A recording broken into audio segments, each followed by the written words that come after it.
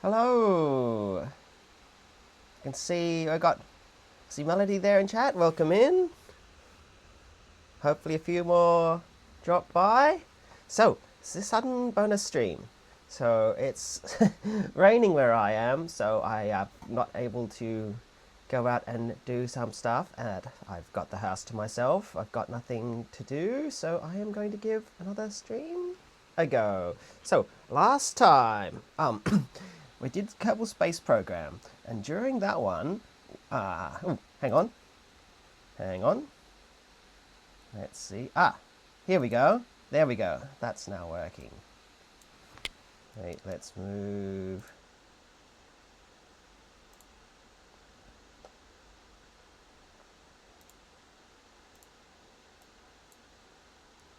Why is my PNG tuber so far to the side?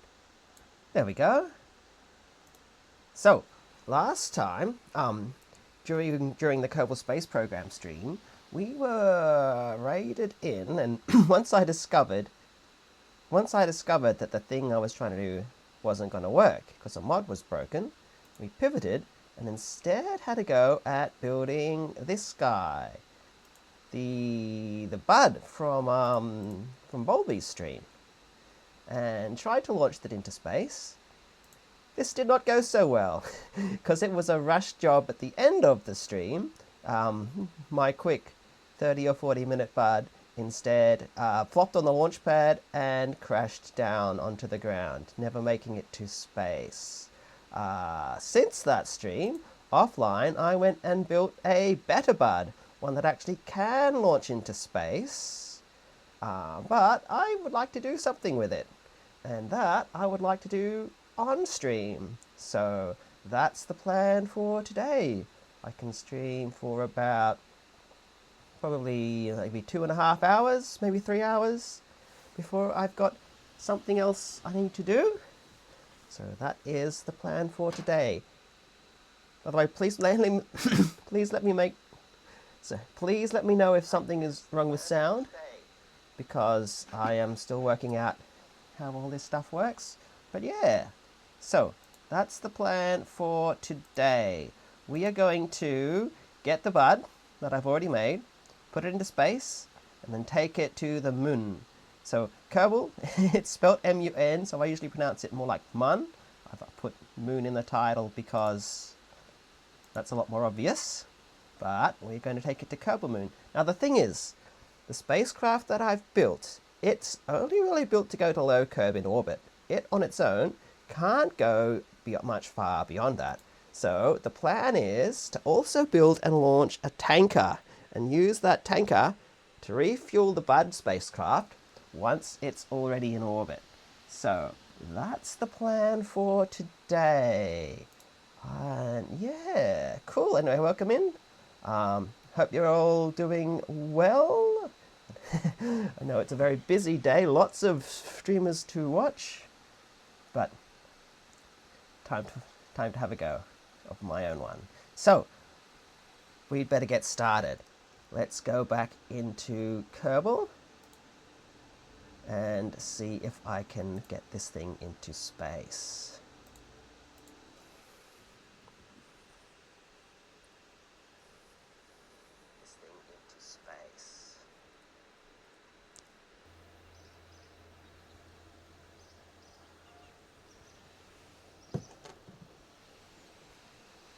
Alright, so this is the same save as last time. It's still got a bunch of stuff left over. We've got the, oh, hang on. I just remembered. I've got the... No, I still have the Twitch viewers Kerbal mod on. So, a couple of you guys who were here last time, your names are still in this list. And I have a mod that lets me go and change the look of what a Kerbal looks like.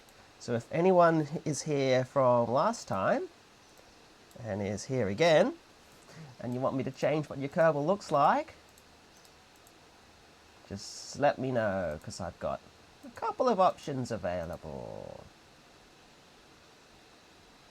Alright, let's close this. Whoops, wrong button. I've also updated some of the mods that I had installed last time. So, thankfully, I can actually see what's going on when I open the various mods. Alright, here we go. Bud, but it really goes to space.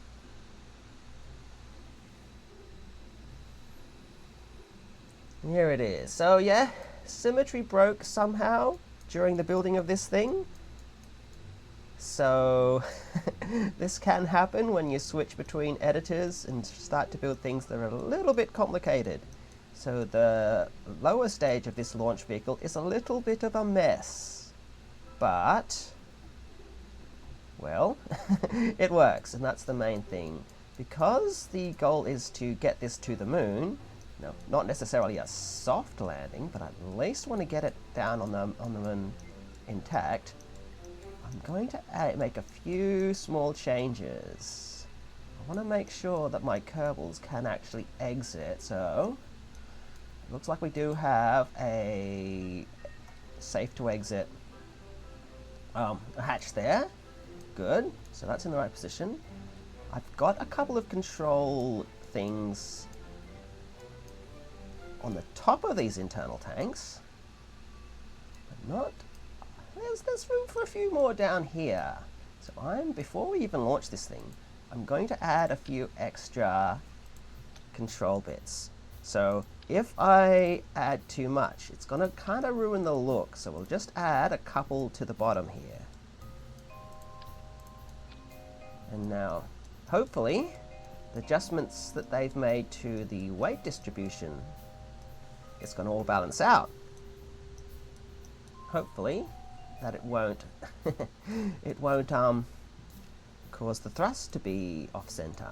Hopefully, the additional control surfaces will not control surfaces. The additional control authority will let it compensate for any of that, because that would reverse the whole point. So, the Bud character here, its nose I've gone and done as these docking ports.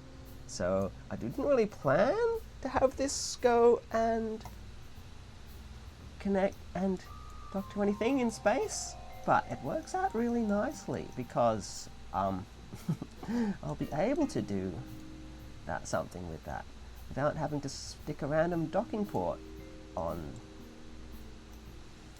Alright, let's give this a quick check over. Let's see. We've got, let's do the quick automatic check thing. Let's see, this all looks fine. We have enough delta V in the first two stages. That sequence looks fine. That should be enough to get us into orbit. I don't think I've messed anything up since I last opened Kerbal.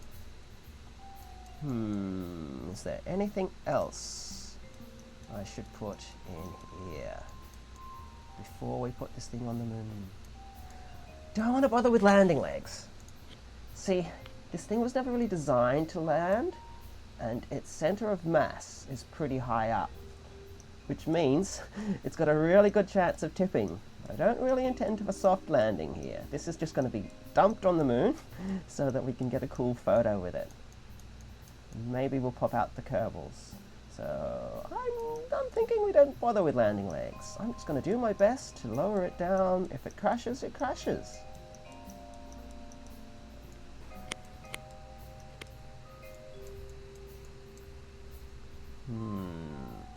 Alright. I'm happy with this. Let's... Oh, hang on. There is one other feature I have added. I wanted to make it green, so I've added all these I-beams. They're a little too low down for now, so let's see if I can actually get them high enough to spotlight it. Ooh, that could be a feature that we add. Yeah, you know what, before we launch, let's throw on some lights. I'm not liking that. That can stay down there. Okay, lights come from utility.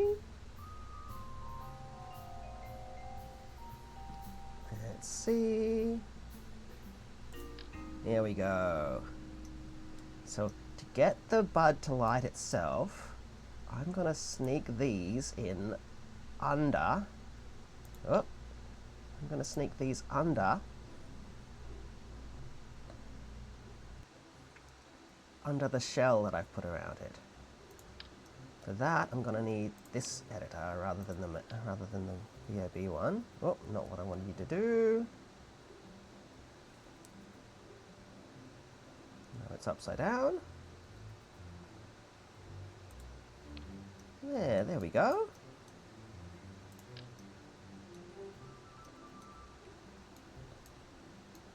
There was a mod that let you directly repaint parts, but let's see if this works.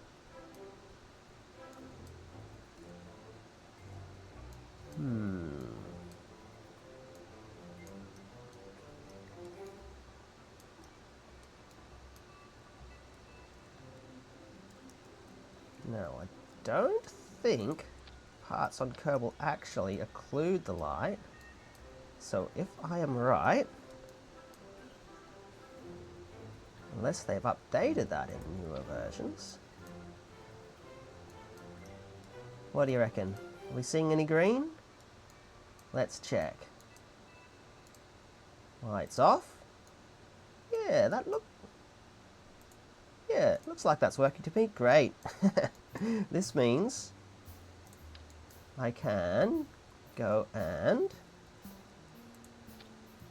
internally light this thing.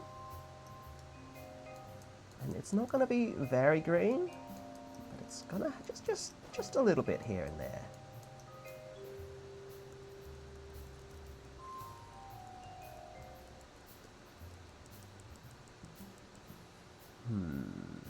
Let's put that there so it doesn't stick out.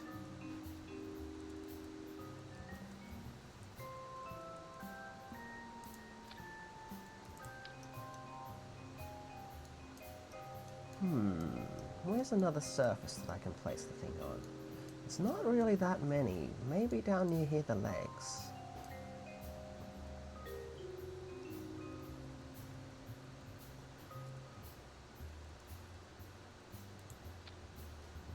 So it really needs to hit the back of a surface. Otherwise, it's just going to have like a green internal glow.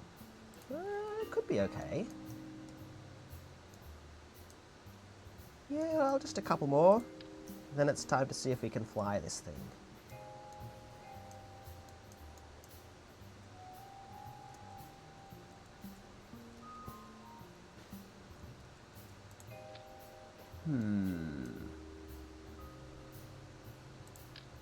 Wait, hang on. I need to not get fresh ones. Yeah, you know what? We will put some of these long distance lights on. That's always helpful with a landing, to make sure that you can see how far away you are from the ground by how well lit the ground is. So let's add some of these.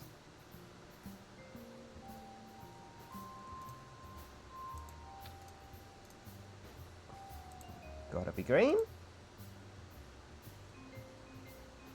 Yeah, there we go. Look, you can see green glow underneath it already.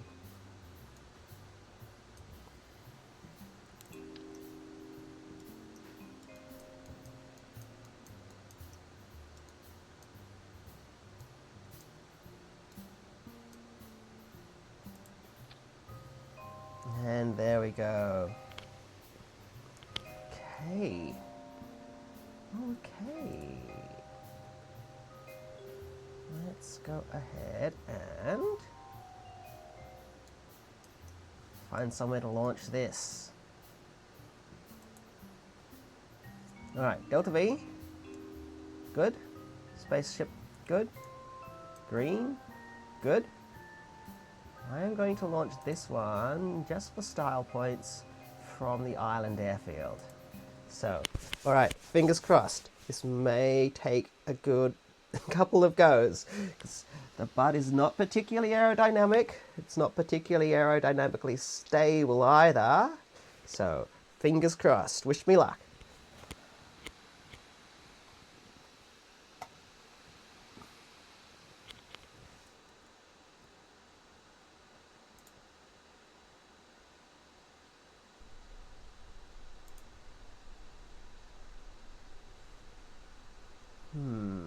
just waiting on Kerbal to load. Aha! Oh, it's already auto-filled some of my Kerbal spots. Okay. Let's see. We've got 2 of you in here. Nobody in there. But that means if we've got anybody lurking there in chat... Hang on, we've got a pilot. We've got an engineer. Let's see if we can pull somebody in as a silence. Ah, welcome in, Lick. You have been designated our mission scientist for this mission. And you also actually have the best spot for getting out. You're closest to the door. So if there is an emergency, you're the one that's most likely to get out safely. Okay. All right. I'm going to give us an autosave. Not an autosave, a quick save. Just in case this thing is kind of unstable. Alright, here we go. I hope the sound is fine, because I'm still not quite sure how sound balancing works, and I'm pretty sure it's going to be coming out through both the desktop audio and the other, because I was using desktop audio for music. Alright, let's see. We have, alright, got to do the countdown. 10, 9, 8, 7, 6, 5, 4, 3, 2, 1, and we have liftoff. It's tilting just a little bit, but it's not falling over.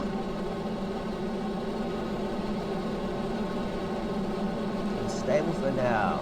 This first part, we are just going to get ourselves up to the top of the atmosphere, and then we're going to pitch over and go to the second stage. Ah, Kirby, welcome in, welcome in.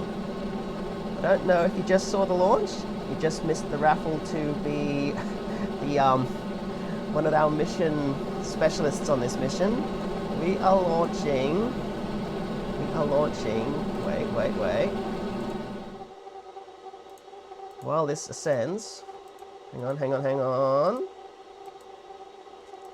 We are launching the Bud to the moon, because last time Bobby rated in sort of nearish the end of the stream, and the thing I was building wasn't working, so instead I've came up with a different plan.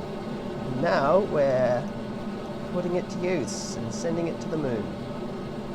If doesn't explode on the way up. So this thing is... Oh, I may have tilted it too far. Come on.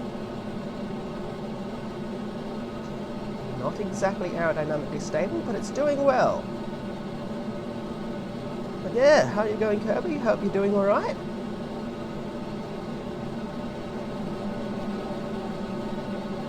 Let's see.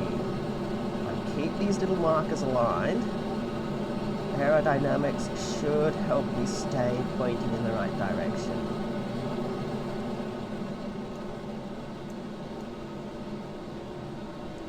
Okay, it's looking good so far. Uh-oh, tilting a little bit. I know this thing does launch. I looked away for a second. Okay, we might still recover this. Come on.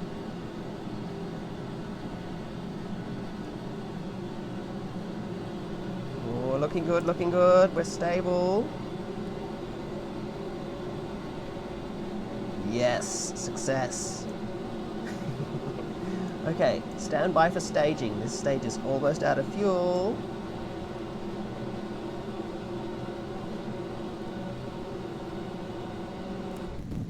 Okay, stage out.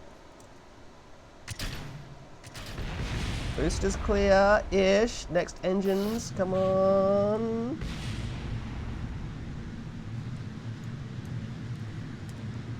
Okay, that's not the direction it's supposed to be pointing in.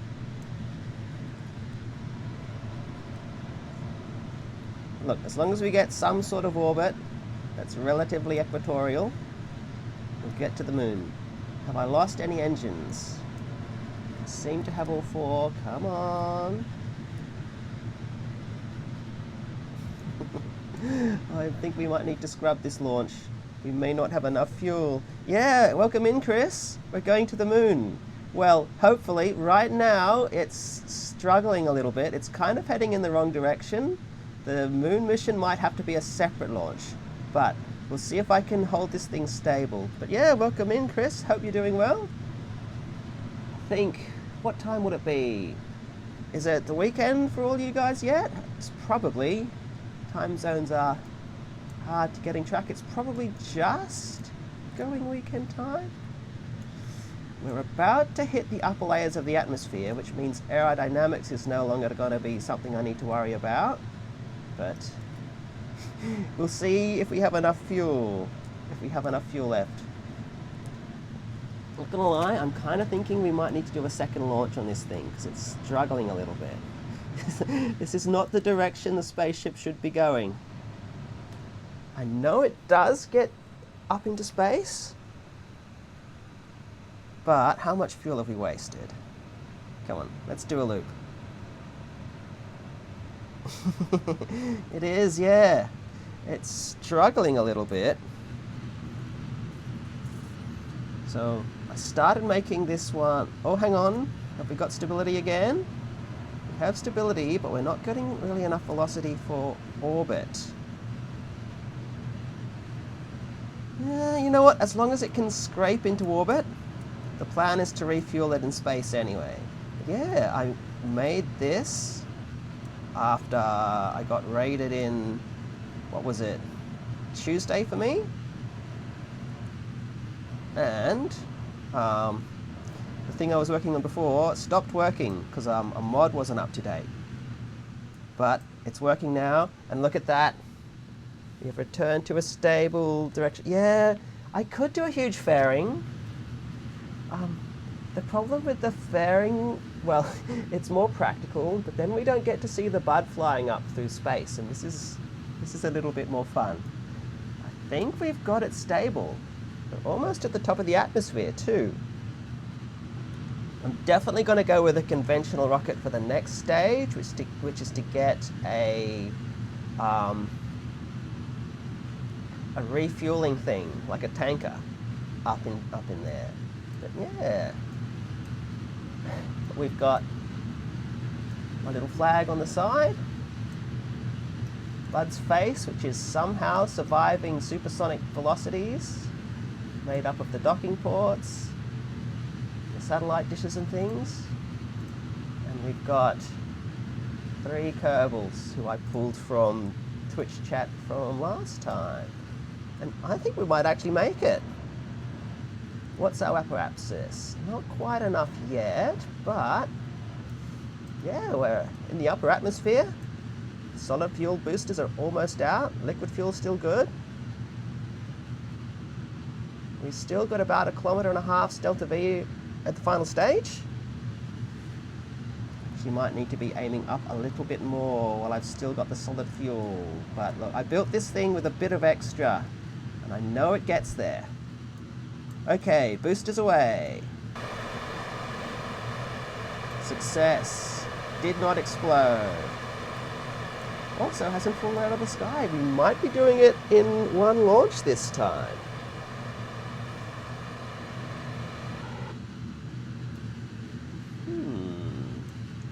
Okay, we're gaining height. I usually like to go for an orbit of about 90 to 100 or so. But we've got fuel to spare. Let's see. It's just a little bit of fire. Just a little bit of re-entry. It's fine. Aerodynamics are clear. Which button did I set heat gauges to? Yeah, it's fine. And look at that, we're almost making it to space. So in Kerbal, the atmosphere officially ends at 70 kilometers. So in just a moment, Alright, we are now clear to hit space, but I'm going to go for a little bit of extra space and aim this thing at about... You know what? Let's go for 85.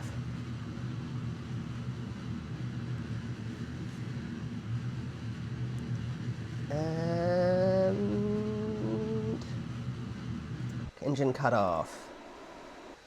Okay, we've made it. We've made it to space. Officially in space. Oh yeah, it looks like I forgot to add a couple of panels, but that's actually going to be how our Kerbals get out of there, out through the butt, pretty much. Haven't given it any landy legs. Yes, success. We have survived. I need a fist pump on my little PNG tuber guy here. They don't have any. We've got a shocked animation. But maybe that's something that I can get in the future, because that'll be fun. Okay, let's prepare for circularization. Bud is still not very maneuverable, so it's going to be a very... You might have to do a really steep landing when it comes to landing on the moon. So... I did add a bunch of extra... a bunch of extra control thingies. Reaction wheels. That's the thing. I did add a bunch of those, but yeah, because he's a weird shape, I've left the head mostly empty. It's already got quite a few. I'm not sure how many I added in the end, but every tank inside this thing at least a couple going on there. I considered putting in a few some radially attachable ones from a mod that I've got, but on the way up, yeah, it's true. I tend to do that with landers. But seeing as this thing was really built as a launch vehicle, I wasn't necessarily intending it. So, look, as long as it ends up on the moon, no guarantees it's going to be intact. As long as it's on the moon, that's the goal. All right, apoapsis in, let's say, about a minute. We're in position. I'm not sure how long it's going to take, because I didn't bother with the maneuver node. This looks about right.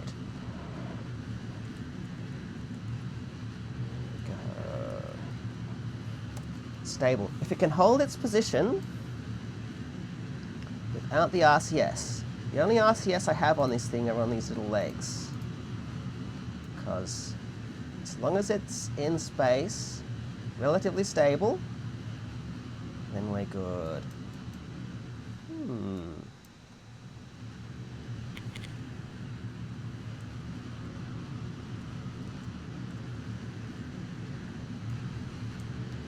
You want the lights on?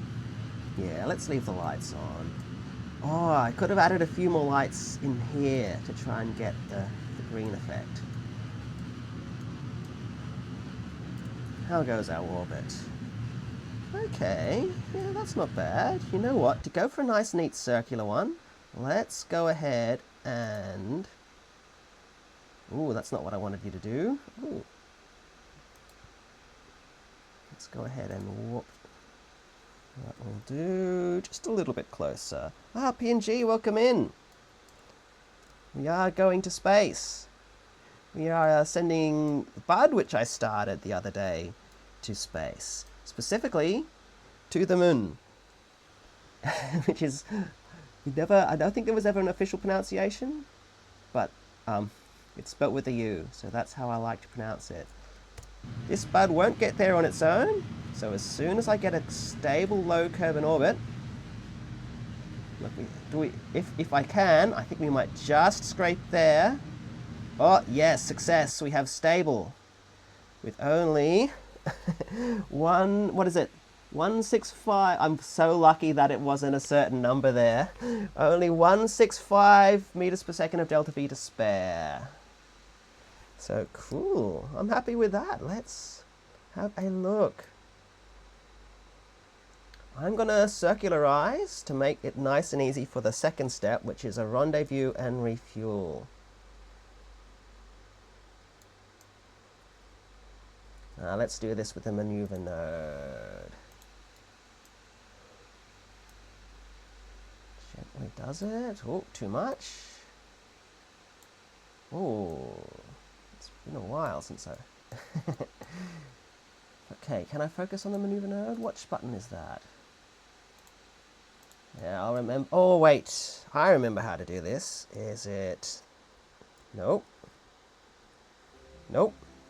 I remember that. Or maybe one of you guys who's played this more recently. It's funny the things you forget. I played Kerbal basically obsessively for many years. But there's always little things that you forget.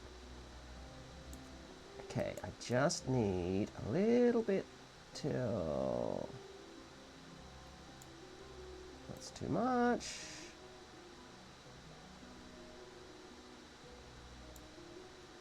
What's my periapsis? I'm gonna get close. If not, I'll just fine-tune it later.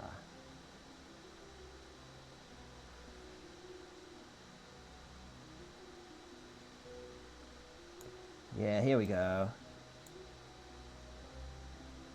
Okay, close enough. Let's do this maneuver. Because we're going to the moon, I am going to... Ooh, what's happened here? Oh, hang on. Better quick save. Just in case.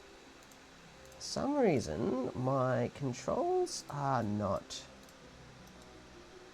My little menu things are not popping up. That is unusual.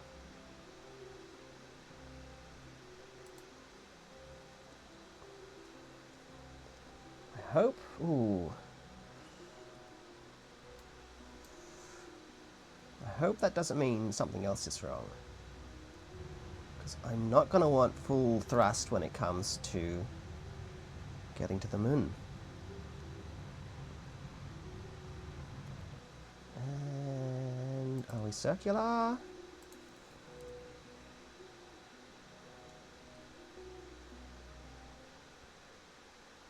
So this alarm clock thing is... Well, I wouldn't say it's new, but I took a break from Kerbal sort of around the time it came out, a full version. So, somehow, there's still new things in here. I used to rely on the older time mod to get things in. Okay, apoapsis in a few seconds. And there we go. That is about as circular as I can get. Look at that. Within like 100 meters of circular.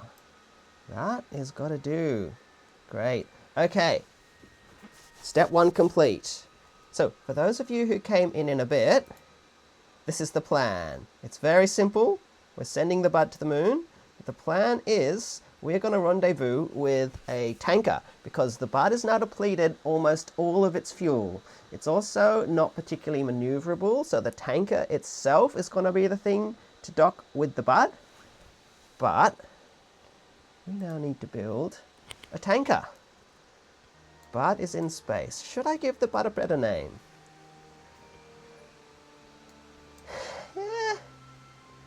It can stay for now. Maybe somebody else can give me a suggestion for a better name. Alright, let's head back to the Space Center and throw together a tanker. Oh, I just realized I probably should have checked to see how much fuel the bud actually stores. We can do that with the, we can load up a copy in the VAB and see what happens. You probably don't need the whole thing. How much does it take to get to the moon? Something like half a kilometre of delta V to get there. Yeah, we probably need pretty close to it. Okay, let's bring up the bud. But it really goes to space.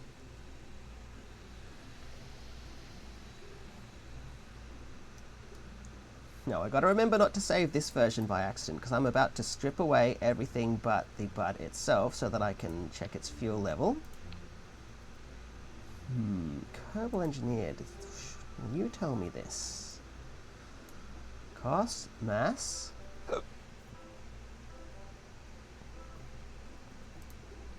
I remember Kerbal Engineer had loads of different stats, but I'm not sure if it tells me the actual fuel value.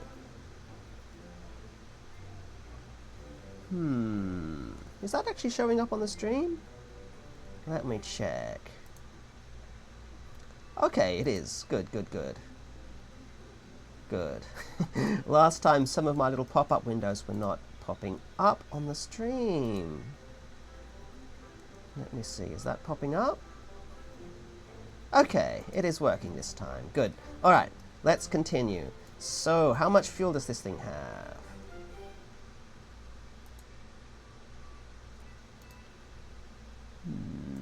What are these tools? Should give me that stat.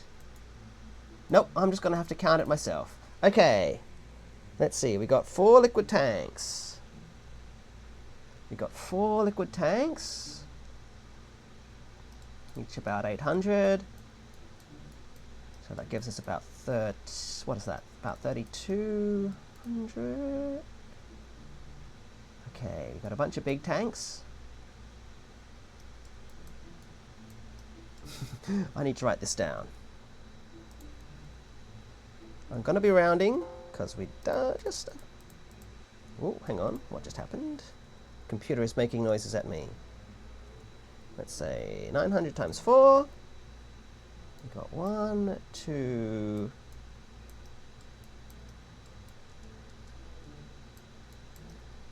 3 Rockomax Jumbos, which are each about 3,000.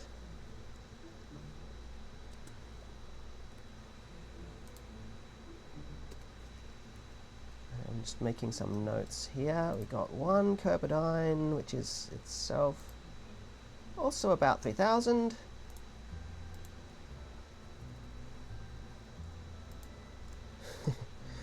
Hopefully my maths doesn't end up being super, super wrong. It comes out to... I'm rounding here. Okay. Oh, hang on. There's a few sneaky bonus tanks I snuck in here, aren't there?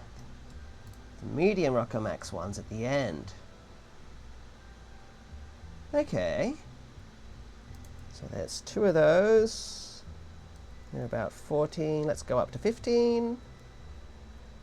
1,500 times by 2. I haven't got my notepad set up on stream, so you'll just have to hear me going on about it. Okay, so I am roughly guesstimating, because this is definitely the way to do it with a space program. I'm roughly guesstimating that we need about 21,000 things of fuel to refuel this thing. So, alright, let's throw together some sort of tanker thing. This is a sandbox game, so it should be... You don't need to worry about how much it all costs. Alright, that's getting us there. Let me see, does Kerbadine make a bigger tank? That's 5,000. It's just gonna be a basic rocket type thing. Oh, hang on. Wait, just a sec. Hold on, guys, give me one moment.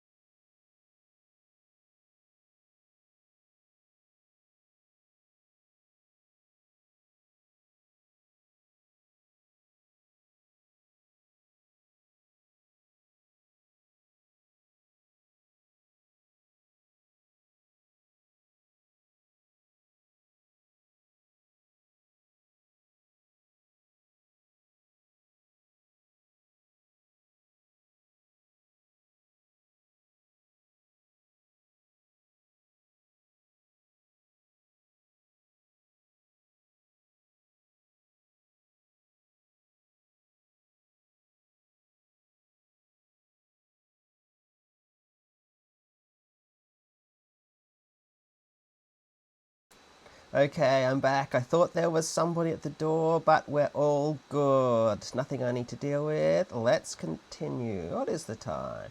I probably got a good another, maybe an hour or two. Wait, what's the time? Here it is almost 3. Yeah, I can probably go for just under 2 hours. Switch scene. There we go. Okay, so we're going to launch a very simple type space tanker thing. So I'm going for... Ooh, excuse me.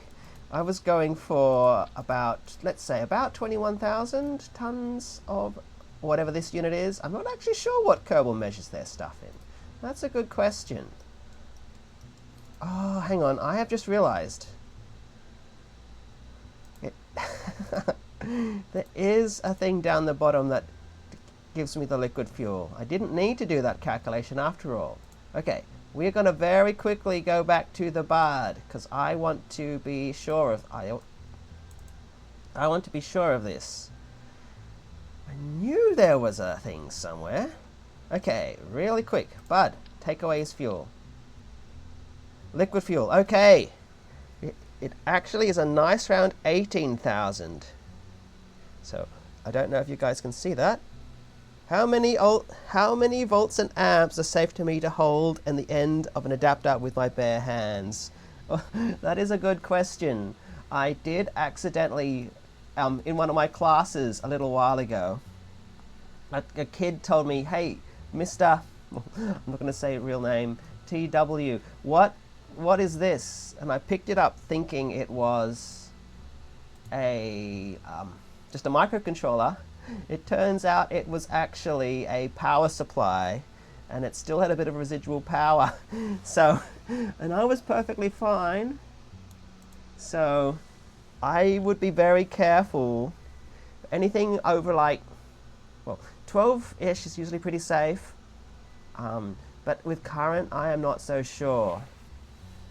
Let's see. I've heard about 1 amp. But please don't take any risks based on what I am randomly remembering from electronics. I haven't done a lot of electronics for a while. Most of the times I'm making things, it's either with pre-made kids kits, or I'm doing things where most of the components are like already made. Last thing that I made myself was a moon tracker that I was going to try and use to stream an eclipse, and then it got cloudy. But the only things I had to worry about were the mechanical aspects, because the motor I was using was my telescope motor, and it was already built for that sort of thing. A 7-volt adapter for it. Yeah, I don't think I'd be too worried about that unless you put it in your mouth, and then I think you'd have other problems. But that should be fine. So, foam cutter, I'm assuming this is for cosplay? Let's see. What do I need here? So, somewhere in this kit, aha! I have this linear... I have a linear radial attachable... What am I calling it? Reaction control thing. One of these guys. So, poo noodles and styrofoam. Oh yeah, oh that'll be cool. Yeah, I want to do some more cosplay. But these, I'm going to put a bunch of these on so that this thing can spin about nice and easily. Because this thing really needs to. It needs to be easy to maneuver despite being super heavy, so that it can do most of the work when it comes to refueling the bard. But yeah, cool noodles and stuff for like horns or armor or something like that. Or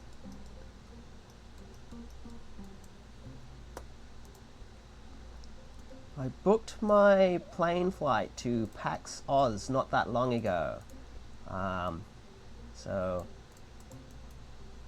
I don't know if I'll do a cosplay. For the local ones, I almost always try to do a cosplay. It's just not quite as fun if I don't have a cosplay. But flying limits you a bit.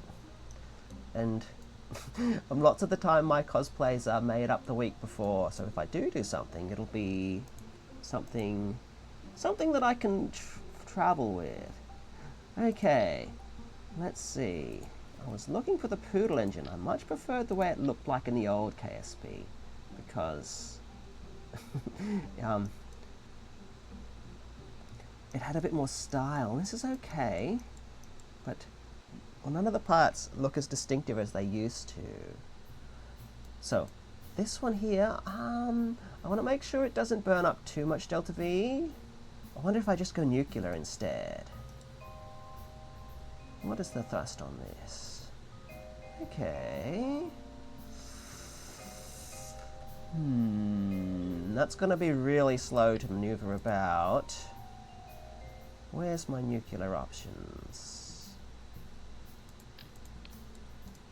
Problem with this is it only burns solid. No, it only burns liquid fuel, no oxidizer.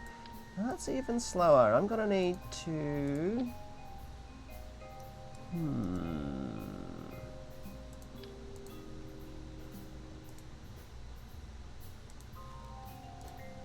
I'm going to need something a little bit bigger. It doesn't give me as much delta V as I would like. But it's a more tolerable thrust to weight ratio. What if I add just a little bit more fuel? Thrust ratio of 10? No, what's rather 0.10, 0.10. Delta V, it really only needs to maneuver in orbit.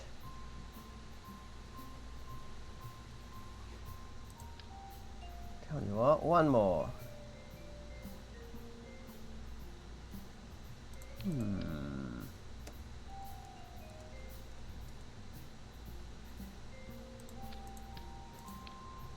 Let's see.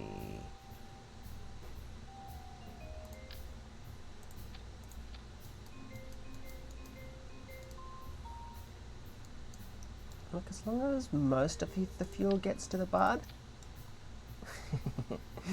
I think we'll be fine. I am just going to just for style points, we're gonna shrink it in just a little bit. Okay. What's the delta V at? I'm not sure if this version gives me atmospheric or non-atmospheric delta V. So let's ask. Okay, Kerbal Engineer is giving me much better delta V values for the non-atmospheric thing. So looking at that, that's more than enough. I wonder if there's a tool that I can use to make stuff zoom in just on parts of the screen, especially for a game like this where there's lots of tiny little numbers. Because I know when I'm watching a stream, and sometimes the view switches to like stats or an inventory, I find it really hard to keep track of those. So that might be something to look into. Yeah. Okay, no, this is good enough. Now I need to make it controllable. I don't really want to set up monopropellant. They're kind of weak, so we're going to go with the Werner engines. With the Werner engines, ooh, do I want to make a structure for them? To make things easier,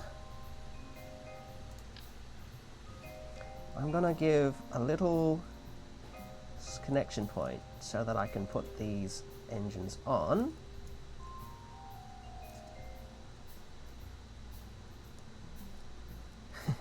Yeah, there we go. Somehow, I never remember which button combo gives you which direction. Werner engines. I'm going to make myself a little reusable pod of multiple Werner engines. No, let's go with even more.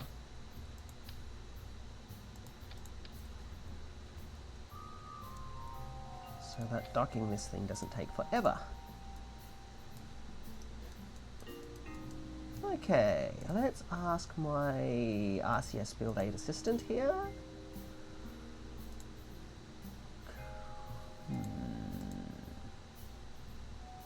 Okay. Let's build this around that.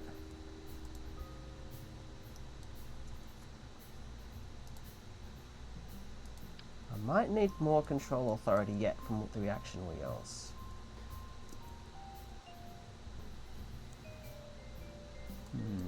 Okay, which direction is it checking in? It's checking this way.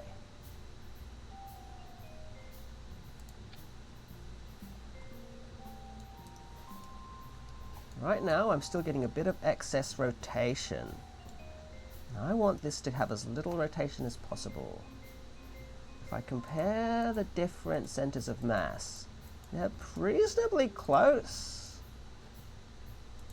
So hopefully, it doesn't give me too much extra rotation to deal with. Seeing as this thing is a nice symmetrical shape, it should be easy enough to make work.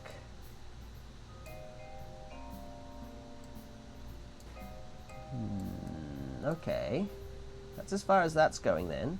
Let's add a little more on this end.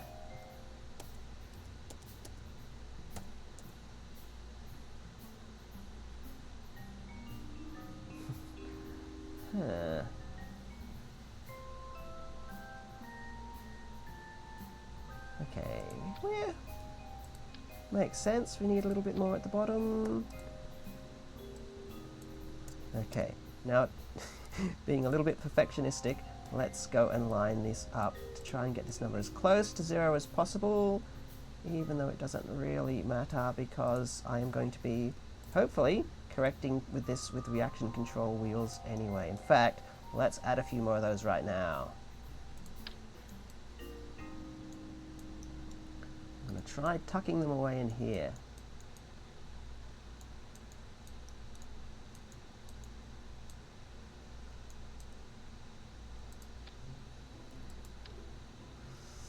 Yeah. So I want this thing to spin about really easily.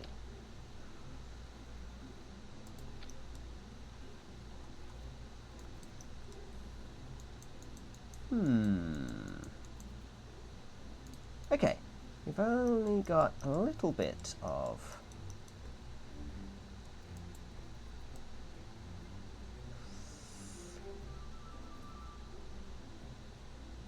okay, that's pretty close to aligned. Let's check a different direction. So this I don't yet have a maneuvering thruster for. So let's add another one here.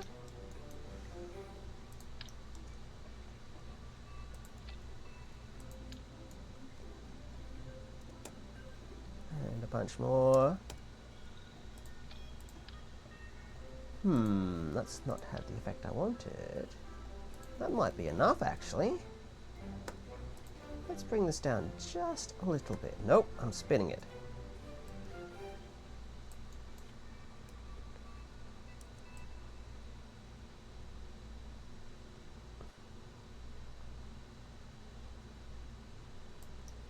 Okay, I should give this thing a name. Unless anybody has a good name, I am just going to call it Anchor 1 for now, to make sure I don't accidentally lose the file. Okay, so no good if we can't make it stop and start. So next, let's prepare our... which direction shall we do first? Let's check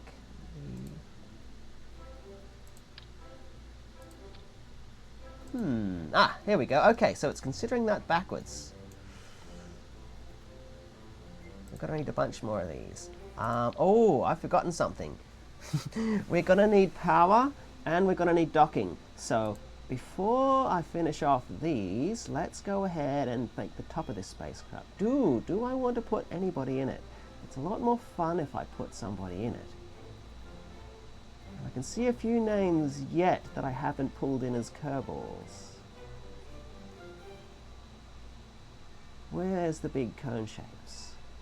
Nope, that's the tiny cone shape.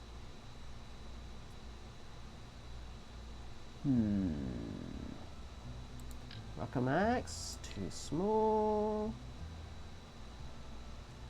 Maybe I can find them this way.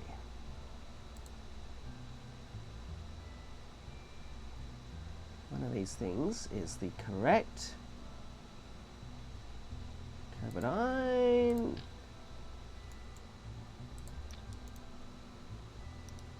I'm going to have to readjust my... it doesn't need to be that pointy as long as it's close enough. I'm going to have to rebalance my my thrusters again. I should have done this first, but oh well. And that can go there. And then, what type of clampetron did I put on the Bard? Pretty sure it was a standard one. Nah, let's go with a shielded one. Yeah, there we go. And for good measure, let's stick in, what's the lightest option I've got for crew things? Ooh, I do like the cupola.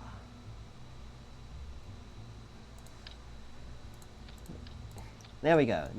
So we've got one Kerbal who's going to be stuck up there. It's alright. Maybe we'll rescue them in the future. Okay. We'll have to rebalance our RCS sometime. But for now, let's just...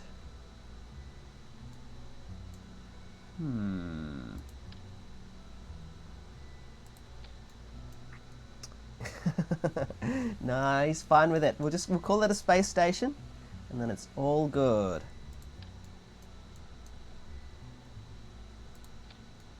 Let's see. Yeah. That feels like it's going to be pretty small. How much thrust has this guy got? Let's see. You know what? That's not too bad, considering the purpose of these are fine maneuvering. Oh, you know what? Okay.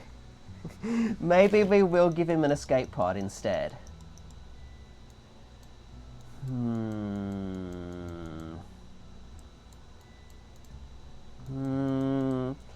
If I don't build an escape pod, then sometime in the future I can build a shuttle to go and rescue him that way, and that could be fun. Nope, he's staying up there. He's staying up there. Alright, I need power. This thing is going to be in orbit, so solar is a good option.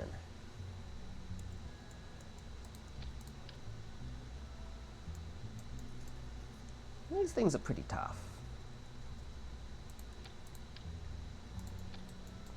Gotta make sure we get all different angles. I know it's not particularly realistic, but I always like to have at least a couple of these things on, just for some emergency reserve power. Those little bits in orbit where you're not getting any sunlight. So, but seeing as this is a sandbox game, I don't need to worry about having to pay for these little RTGs. But I am going to hide them so that they look a little bit neater. So, let's see. Okay, I need to adjust this one more, and then, is there anything that I've missed before I just build a great big rocket underneath this thing?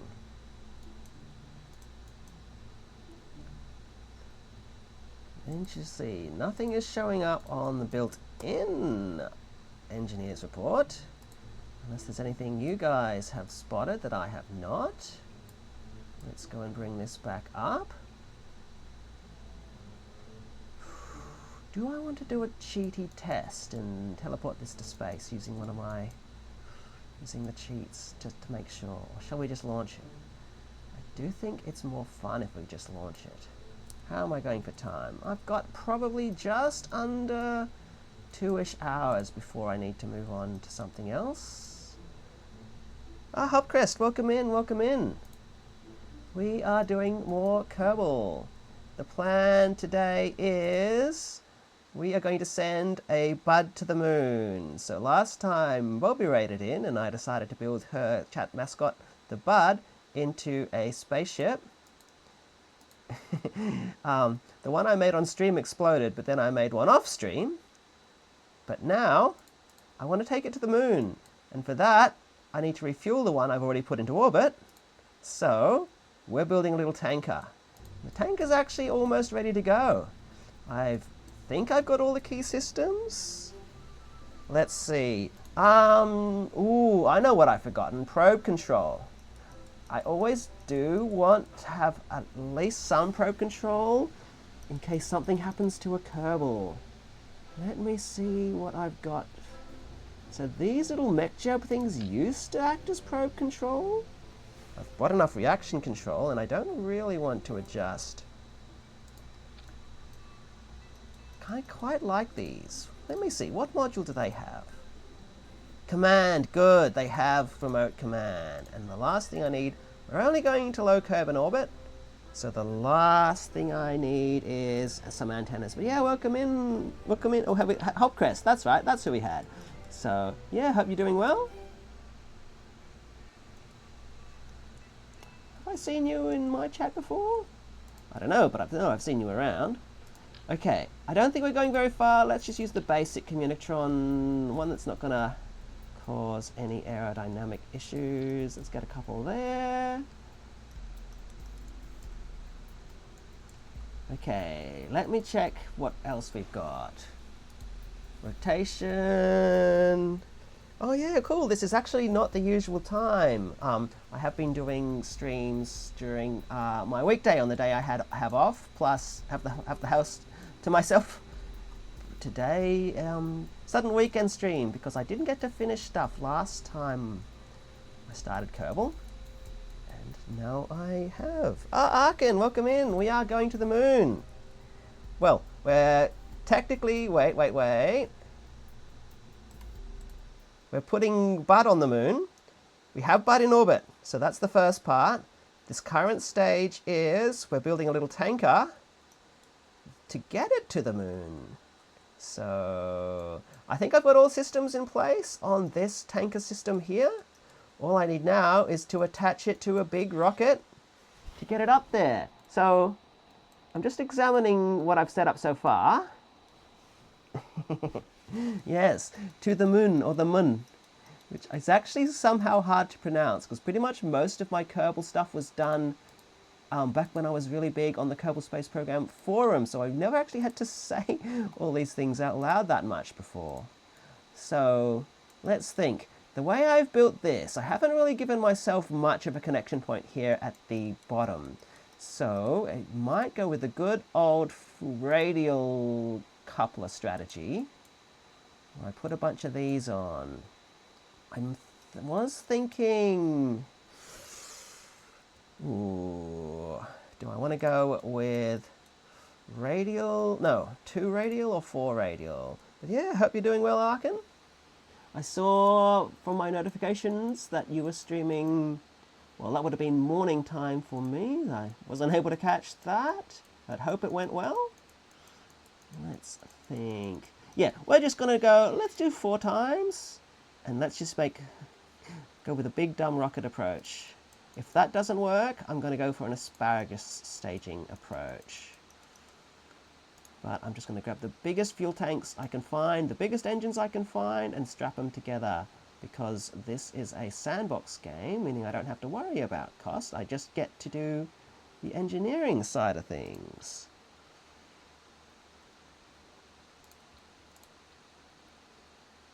see.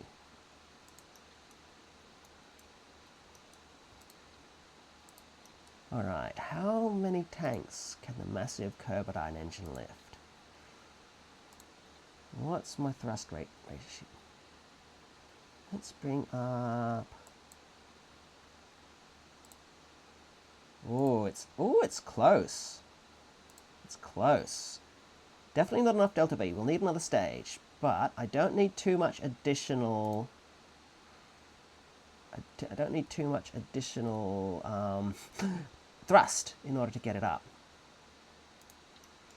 Okay, reinforcements.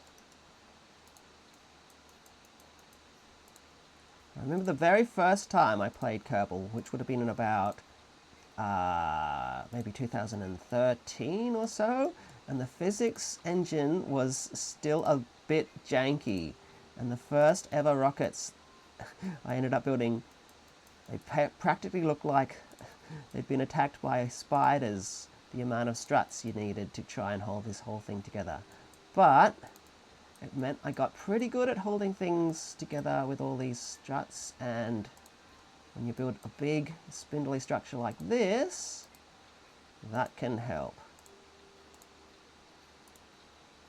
So I'm going to bolt these things together. If you get it up in one go without having to come back, that's always nice. Whoops. Oh yeah, went mostly good. Power went out halfway through. Rated out from phone, but then power came back. It's often like that, isn't it? That's sort of similar to what happened at my first... Well, that's not going to reach. My first astronomy stream. It wasn't that the power went out. I still had... Well, actually, it was only like 2% on the battery. But OBS crashed, and I had to do an offline raid from my phone. Oh, that was Kirby we raided, actually, I think. So, it's nice that they let you do stuff like that, the offline raid feature. Because it comes in handy in situations like that. I've seen... Well, that's how I need to do it. I've seen a few people do that exact thing. But yeah, I think it was at 3D modeling something.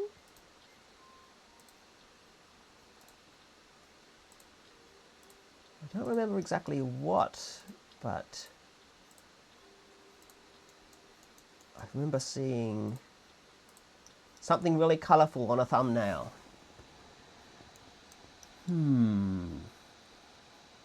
Okay, that might be enough to hold this thing together.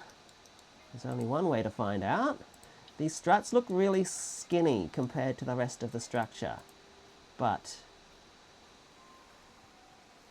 Oh, more engines. Welcome in, Toasterzoid. I absolutely agree. I think we do need more engines. Lots more engines. Or maybe at least some big ones. Worked on the Ataka model. And Power World. There we go. Yeah, I'll have to check that out in a bit.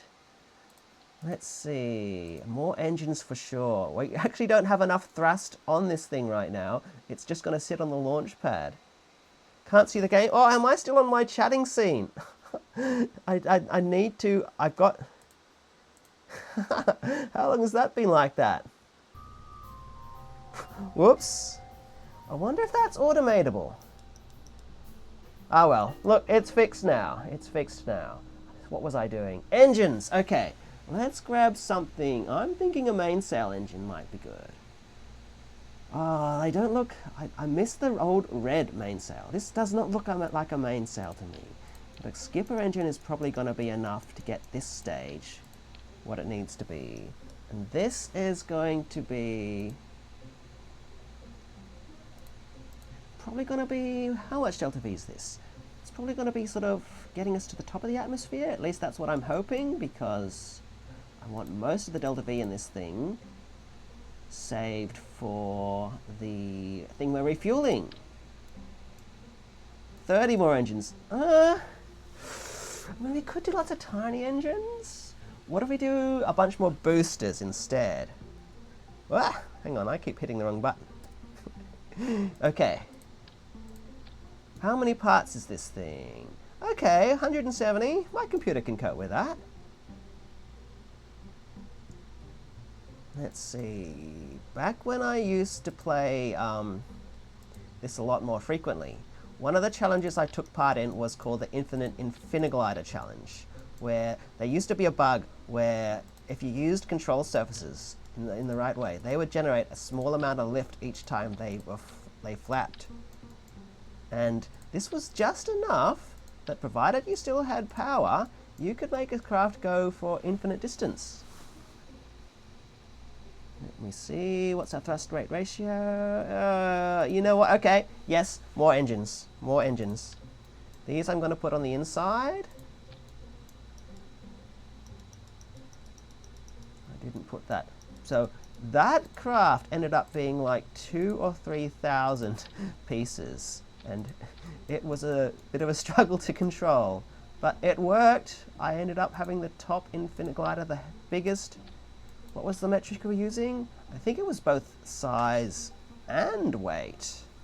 And it worked. It was stable enough that the Kerbals could sit on it. Oh, that's right. It was also how many Kerbals you could support on the thing. It's still not very much. Let's add another pod. Did you ever try Trailmakers? I have not. I don't think I've heard of that one. I'm guessing it's another space or engineering sort of game?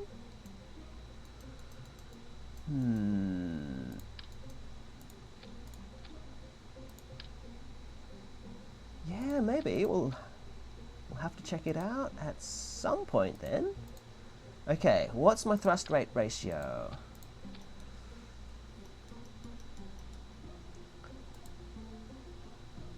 1.3. Let's have a look.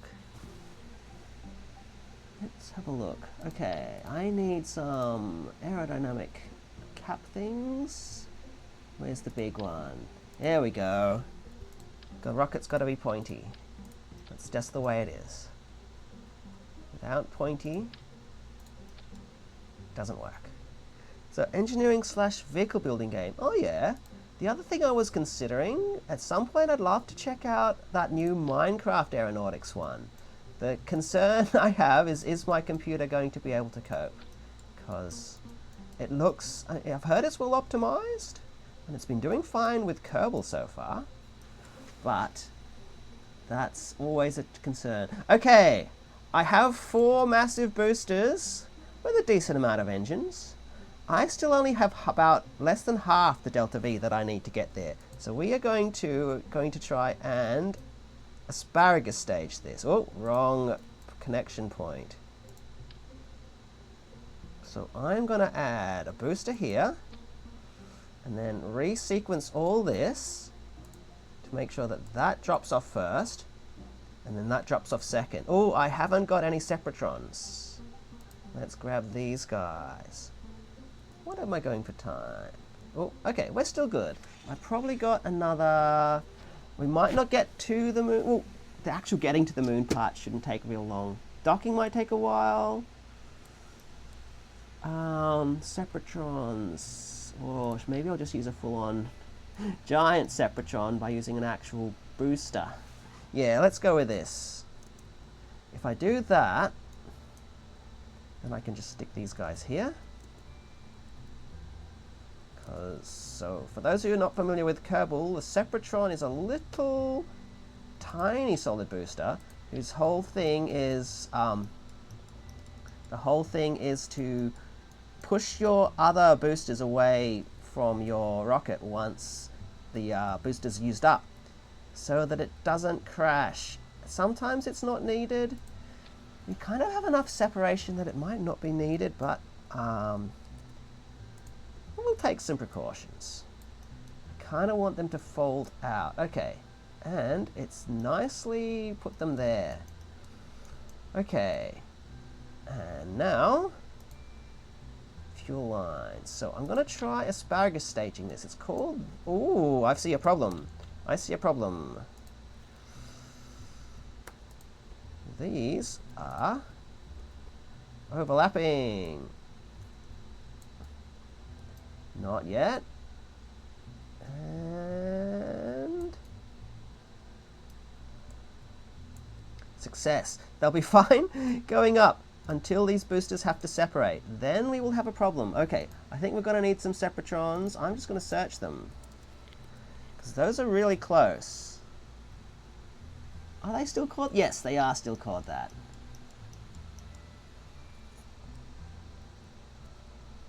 Because if I don't have that, I don't want my spaceship to come apart before I intend it to. It's no unplanned disassemblies. Okay, solid fuels are all there. Good. Okay, so asparagus staging. For those of you who are not familiar with Kerbal, this is a technique with your boosters. Something they've never done in real life, because the pump required would be really complicated, where instead of having lots of separate boosters, you have your boosters all feed into each other, actually. I don't remember how the fuel logic works these days. Let's just play it safe and go from the bottom tank. So basically, your boosters feed into the ones below, and then kind of refuels them as they go. And then they peel off. So you have one booster feeds the other, and then the next one feeds the next one, and then the next one feeds, whoops, the next one feeds the next one, and it sort of peels off in layers, sort of like how an asparagus stalk is assembled. And so that's the plan for this rocket. It's really going to be a massive bundle of asparagus sticks. Doesn't work in real life, not only because the pumping gets really complicated. Also, have a look at the shape of this thing. It's like 9 rockets bundled together right now, meaning aerodynamics for real life is not very practical. But it should work in Kerbal. I don't really want to bother putting more separatrons on until we see this launch. How are we going for fuel? Okay, we're getting there. We need a couple more boosters, which I should be able to do if I just copy this one. So I deliberately, yes, perfect. I have deliberately placed my struts in such a way that they're attached to this booster rather than this booster. So when I copy that booster, it gives me more fuel. Ooh, you know what? Those numbers are looking pretty good. A good flight into Kerbal orbit takes about 4 kilometers of delta V. We've almost got that. I'm almost considering just sending this. Right, a little bit more.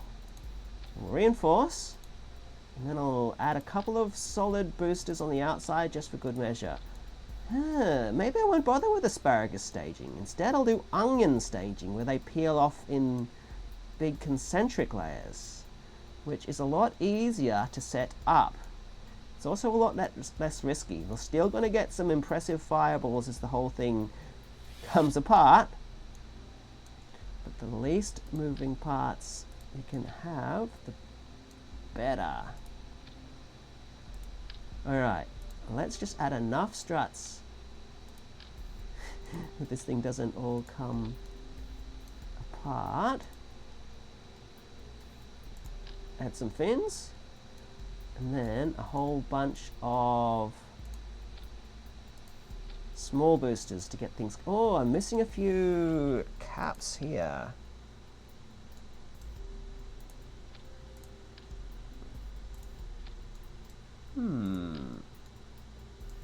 Alright, let's see if I can spot any spots where struts have got to go.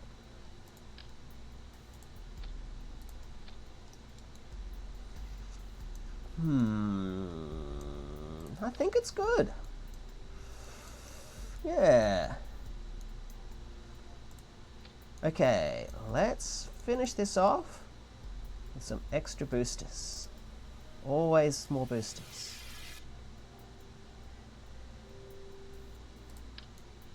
What's the thrust rate ratio? Should be still good. Yes, in fact, it's almost higher than it needs to be. Which means I get to sneak in some more fuel. Just a little bit of extra fuel in under the top here.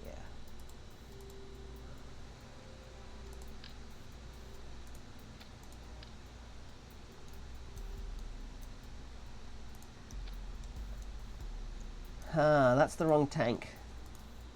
That's going to make my balance go weird. Which I haven't checked in a while, actually. What fuel tank is this?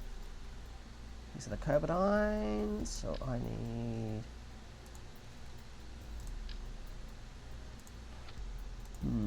I want the bigger one. No, that'll be fine. Especially if I add some bonus boosters.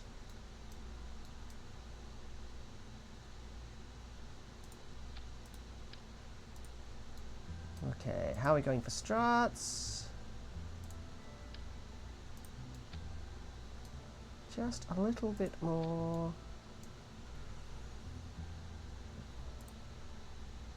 Okay, I've still got more than enough of that, which should be fine, because I'm going to add a bunch more stuff here. Okay, now aerodynamics. Let's check. Where's our center of mass? That's pretty low, good. Where's my favorite control fin? Is this one? Let's have a couple.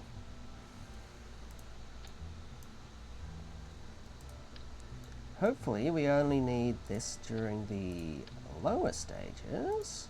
Have we got gimbaling on these engines? Yes, we do.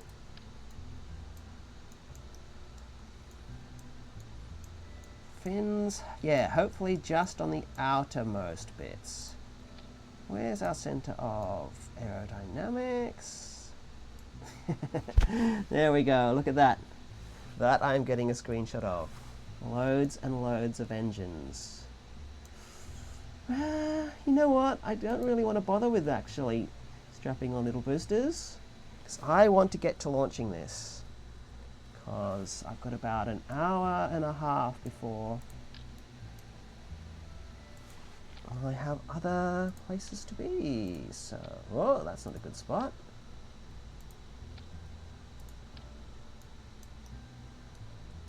Okay. Got to try and get at least one of these. I want them to be... Okay, that's probably fine. If the whole thing collapses on the launch pad, we have other problems. As long as it is supported.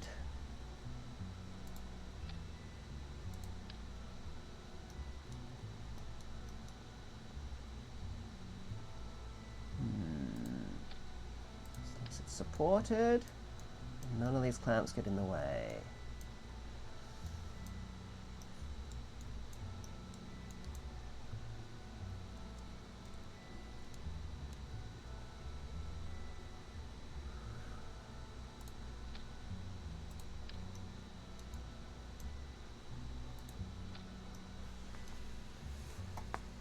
Alright, I think that is everything we need. Oh, except for maybe one last detail. Not that one. Here we go. The flag. What flag have we got on? Let's get the big one. Too small.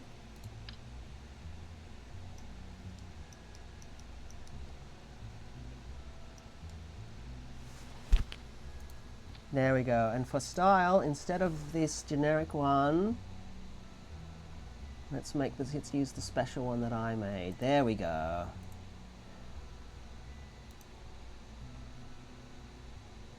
Set flag. Ooh, it doesn't update. Interesting. Okay. Doesn't want to come off. I'm just going to add a second one. Come on. Alright, we are ready to launch. Fingers crossed this thing does not just collapse on the launch pad. We're going for the regular launch pad. A nice, simple equatorial launch. I'm going to aim for about 150 kilometers. So we've got a little bit of room to maneuver to rendezvous with the bud. Okay, final checks.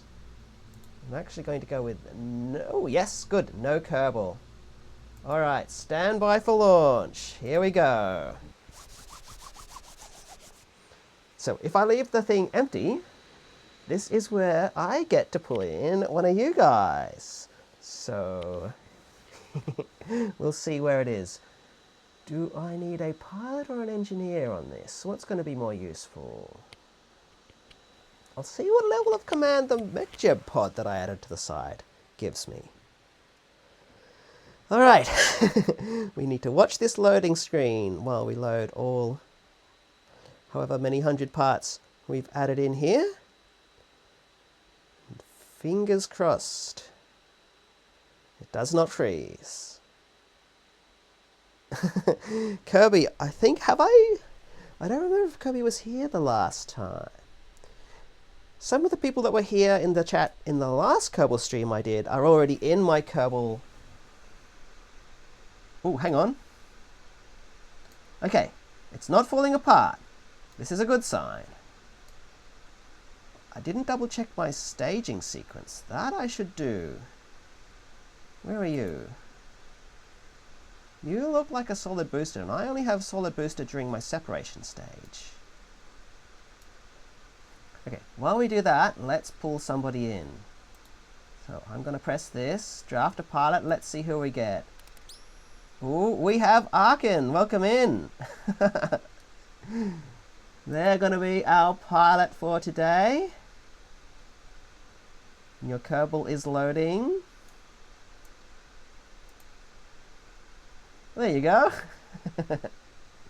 So, stand by for final checks while I find all the things that I have forgotten. Okay, that's in the right place. That's in the right place.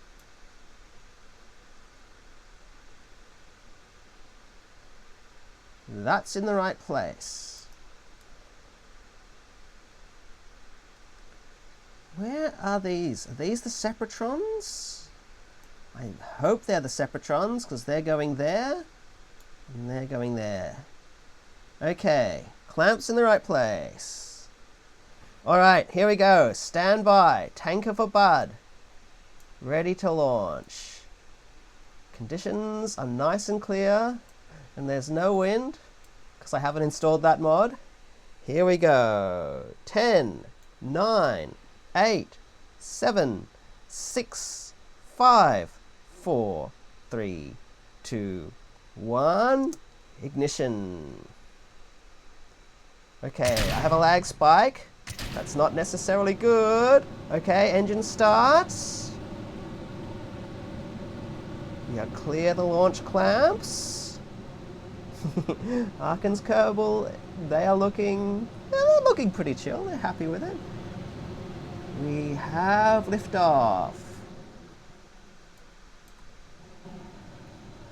I like the particle effects in this, because I've got a bunch of mods. I'm sometimes unsure of which part remains stock and which part remains it's coming from Scatterer or something, but we will see. Okay, I'm going to go for a fairly standard launch profile. It's pretty much kept this. It looks crazy, but it's actually a fairly basic design for Kerbal Space Program somehow. I wonder if this would ever work in real life, with all these separate rockets all bundled together, stuck together by big metal poles. Okay, we're about to hit 2 kilometers above sea level. I haven't put any abort stages in this, so good luck, Arkin. If we explode, I hope you packed a parachute. All right, I'm going to begin the pitch over. Gently does it. Aerodynamics is good. This thing should be a lot easier to fly than the Bud that we flew up earlier, because it's actually shaped like a rocket. Watch my fuel. Okay, these might be hard for you guys to see, but its fuel is looking good to me. I'm looking and seeing that they're all draining nicely and even. The ones in the center are draining slower, which is what I expect. That's the way it was designed. Okay, I need a bit more of a pitch over.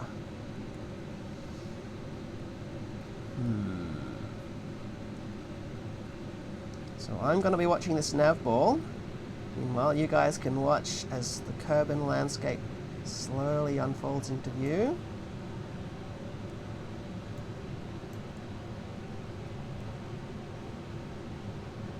Okay.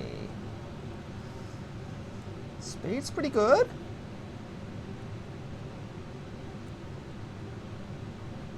Not quite getting enough. I would like the pitch over to be a little bit more.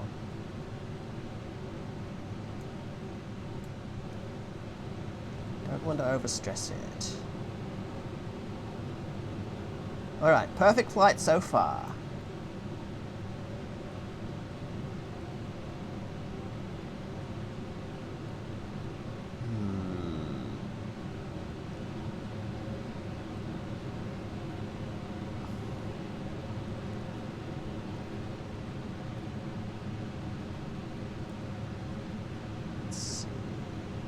But yeah, one of the things I want to have in future for Kerbal Space Program streams is if I can get redeems and stuff, one of the ones I want to have is turn something into a spaceship.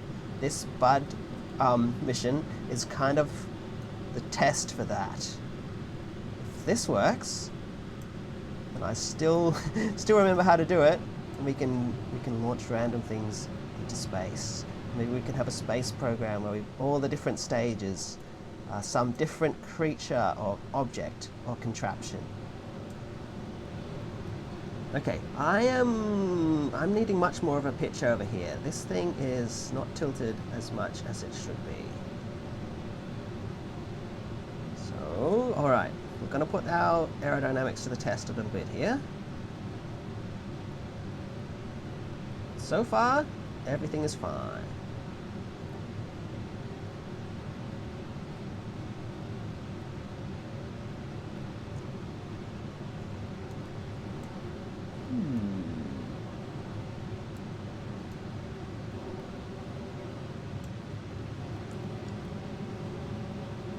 Look at our arc and Kerbals. There they are.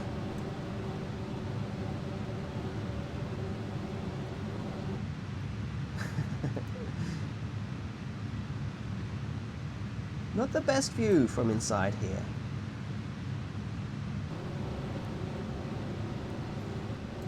Kind of just looking up at the sky, which is just blackness above us right now. Okay. Looking at the way that stage is, that's a good angle. We actually almost have our apoapsis high enough for a stable orbit. So like these numbers up in the top here are looking good basically. But I want to get the spaceship. Oh, here we go. We can dial down a little bit.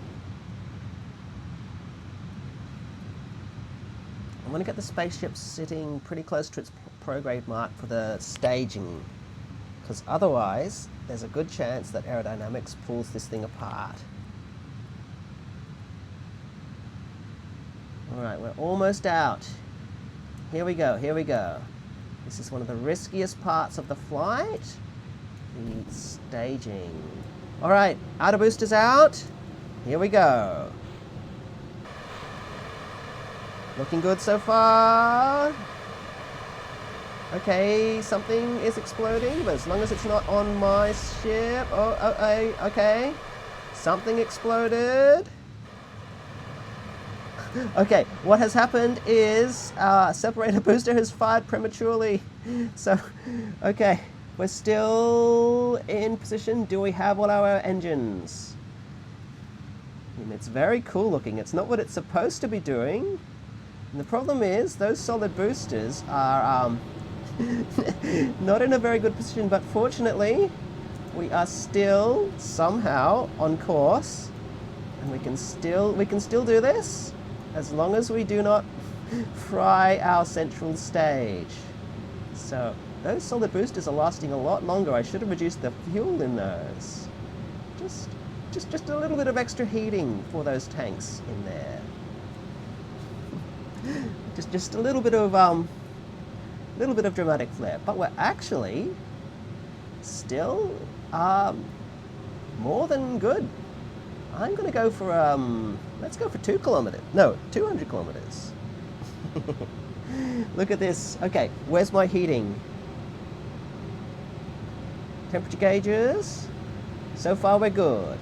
I'm noticing the Arkin, your Kerbal, they don't have the skill to do the full SAS control.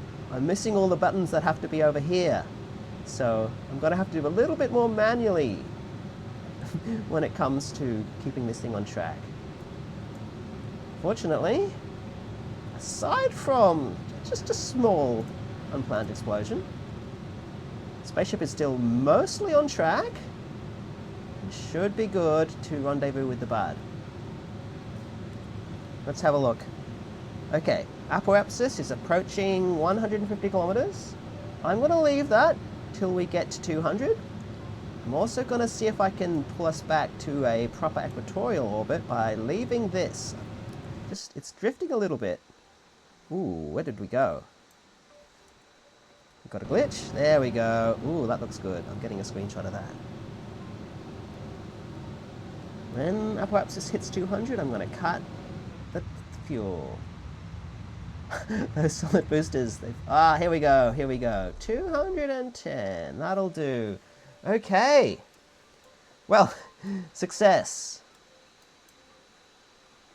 Are we out of the atmosphere? Yes, we are. We are 3 minutes away from apoapsis. Arkin, do you want to have a quick spacewalk? Have we got RCS? I hope so. I didn't put any ladders on this thing. Yes, we have. There we go. Just a quick space flight while we wait.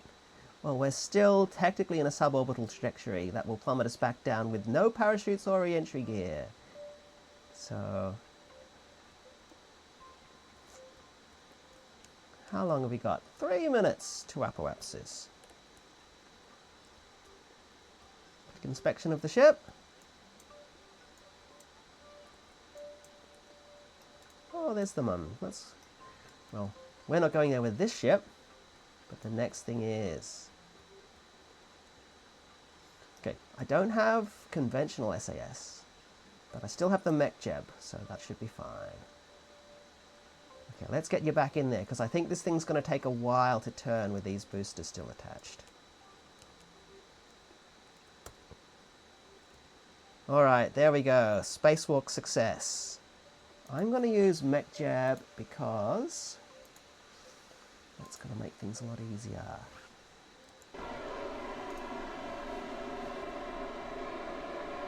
Okay. Circularization burn.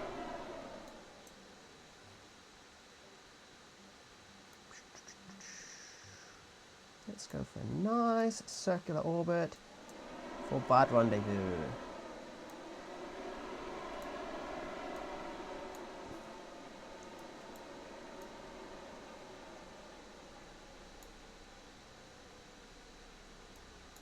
Close enough.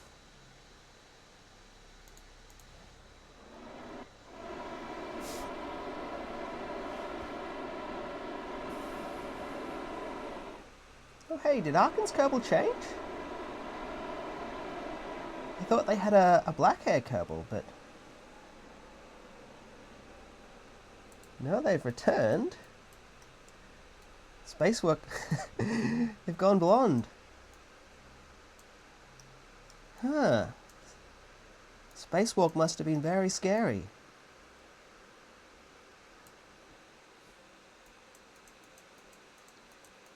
Okay. Node in 2 minutes. So for this one, I am thinking I will ditch the boosters early so the boosters will burn up as they get back into Kerbal. So that means these numbers that the game's giving me right now won't be very realistic, because we're going to go from a very large amount of thrust from this launch stage to a small amount of thrust for the in-space maneuvering stage.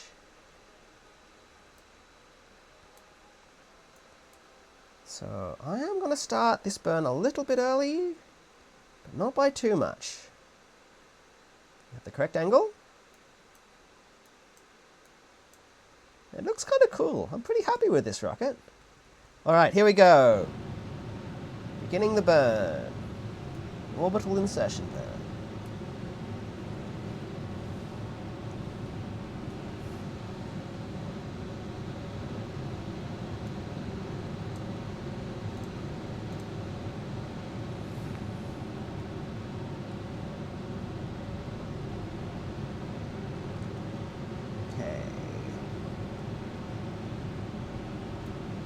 Once we see the periapsis, that's the bottom of the orbit, rise above Kerbal, I'm going to slow things down and drop off our boosters. Okay, here we go.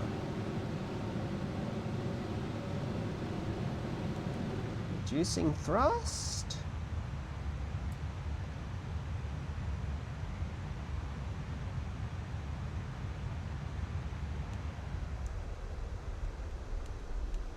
Okay.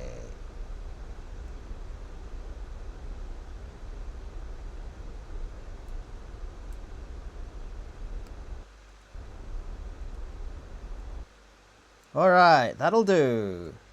Time for final separation. We haven't got any separatrons, but I think we'll be fine. Final separation, here we go. Oh, it's not going for some reason? Huh. Okay, I'm pressing release. But I am not getting anything. We are still not in a stable orbit. We still have power. What's going on? Uh-oh. Okay. I think there's something wrong with the controls, so I am going to go back to the Space Center. Just a quick save, because at this point we cannot revert.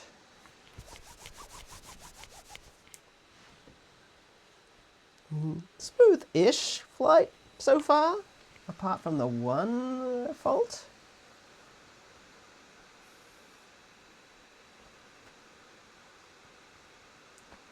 Because Arkin's a pilot, not an engineer. That means I can't use any of my mods that you adjust the spaceship in flight. So, if our boosters don't drop off, we're just going to have to drag them with us when we come and try and refuel the bud. Okay, hygiene coming. We are looking for tanker. Technically still suborbital. Let's see.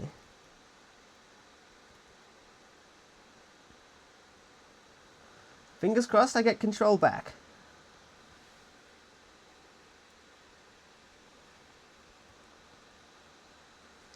I'm glad. Oh, okay. Kerbal EXE is not responding. So look, it does this a lot. So this... Oh, we're back. We're back. We're in space. Looks good. Can we stage separate?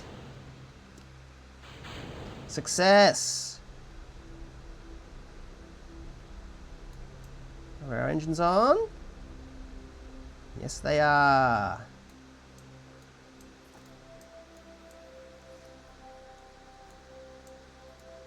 Look at that. Off go our boosters. Safely gonna burn up in the Kerbal atmosphere. We can finish off. Let's test rotation. It's not too bad. Ooh, oh, okay. That was the boosters, not us. Good, good, good, good.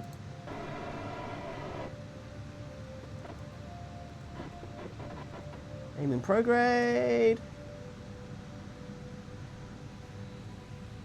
Success. Oh, here we go. That little wiggle tells us we are now in a almost stable orbit. Great. I've still got it. I can still build a Kerbal ship pretty much first go. Especially when I have all the parts available. Maybe I will do a career run. I never really liked the career mode that much. It doesn't help that because I played since early access, I had already thoughts and hopes for what the career mode was going to be. And it was a little disappointing what we actually got. I was hoping for something more elaborate, more like a management sim type thing. Compared to camera, there we go, the fetch quests type gameplay that it ended up being. I did play through at least to complete the tech tree, but I still much prefer just coming up with my own missions. Alright, we have a stable orbit. We just need to circularize.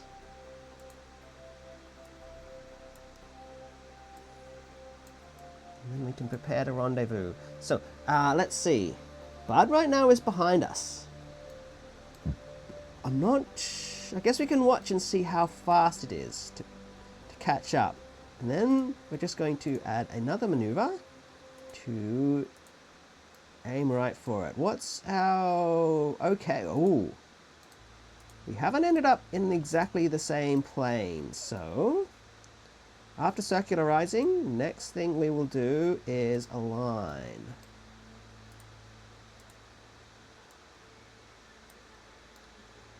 So let's plot an alignment maneuver.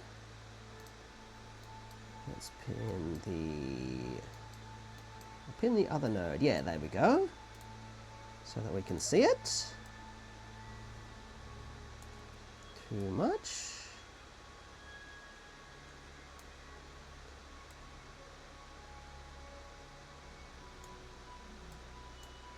Okay. Now, I am just going to let the automation run these next modes.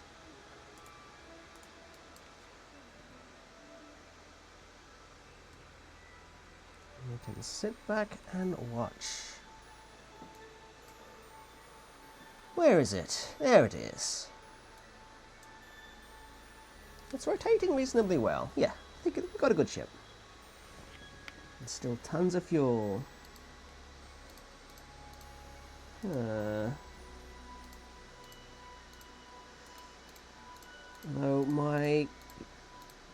the control, what do they call them? These little pop-up menus are still having some trouble. I can't open up my connector right now.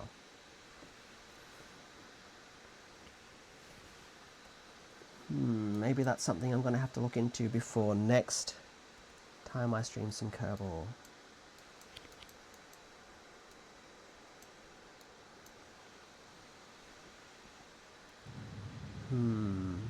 Okay, I am going to be back in just a sec, but I'm going to let MechJeb run Kerbal for me for a moment. So, just a sec.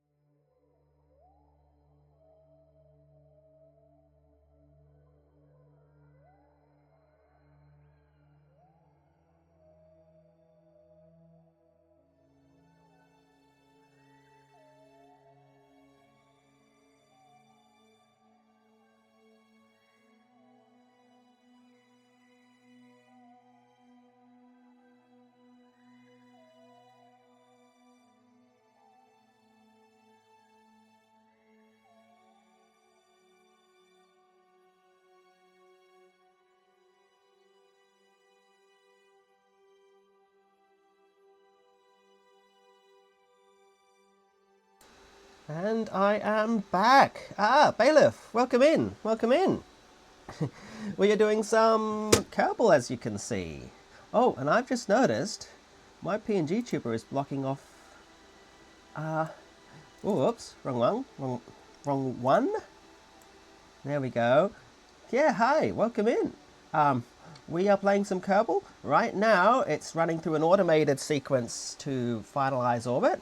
As you can see here, down in the bottom, Arkin is our pilot today. I have, excuse me, I've done my little poll thing where you can recruit a viewer as your Kerbals. So, yeah, let me show you the plan. The plan for today.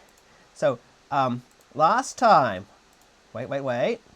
Yeah, here we go. Last time, Bobby raided in, and seeing as the thing I was trying to build wasn't working, I pivoted and we decided to build a space bud. It didn't really work. A little bit of a rushed effort at the end of the stream. Outside of stream, I couldn't let this just sit unfinished, so I finished it off and made a bud that could go to space, and we're sending it to the moon. But the thing is, because it's built to fly itself into low Kerbal orbit, it doesn't have enough fuel when it gets up there into space. So the stage we are at right now is we are going to refuel it by using a tanker. So the bud's there. This right now is the tanker, which I'm just getting into a nice circular orbit aligned with the bud. And then we are going to take it to the moon. So, all right, I'm going to take over from my autopilot now. Let's see where we're at. Okay, it looks like we're just about to burn to complete. Well, I'm having a little bit of an issue. There should be a control panel where this little thing here is. So I'm not quite sure why there isn't, but it seems to be working just fine if I switch back to the switch back to the Space Center and then go back again. So, ooh, this maneuver doesn't look quite right. Hold up. What's weird is it should be there, but it's there. However, these are looking good because that's reporting where my how good the alignment is. But yeah, hope you're doing well, Bailiff. Let's think. What time will it be for you? I'm thinking evening, but I'm not sure if this is a very late evening or an early evening. So that's, yeah, not sure, but hope you're doing well. You'll have to tell me. I do have a world clock on here somewhere. So okay, we approach the maneuver. I'm going to give this spaceship some time to get into position. Let's see, is my automated system still going? It might not be, so let's do it myself. So, have you played any Kerbal, Bailiff? I don't think I've seen you play it, at least not on stream. This was a game I played a lot back when it was new. About 10 past 11 p.m. Ah, there we go. So it's late-ish evening. Okay, maneuver node in about 40 seconds. So we begin the burn now. Yeah, over here it is about 10 after 4. And I'm probably going to have to wrap it up at about 5. So that's pretty much at the next hour. But we're not actually too far away. The rendezvous is the next tricky stage. Never really got into it. It's too complicated. Yeah, that's fair. There's a lot of things that goes on. And if you just play the stock, the tools are a little bit limited. I have a bunch of extra things here which gives me extra information. Such as the MechJeb mod, which can automate.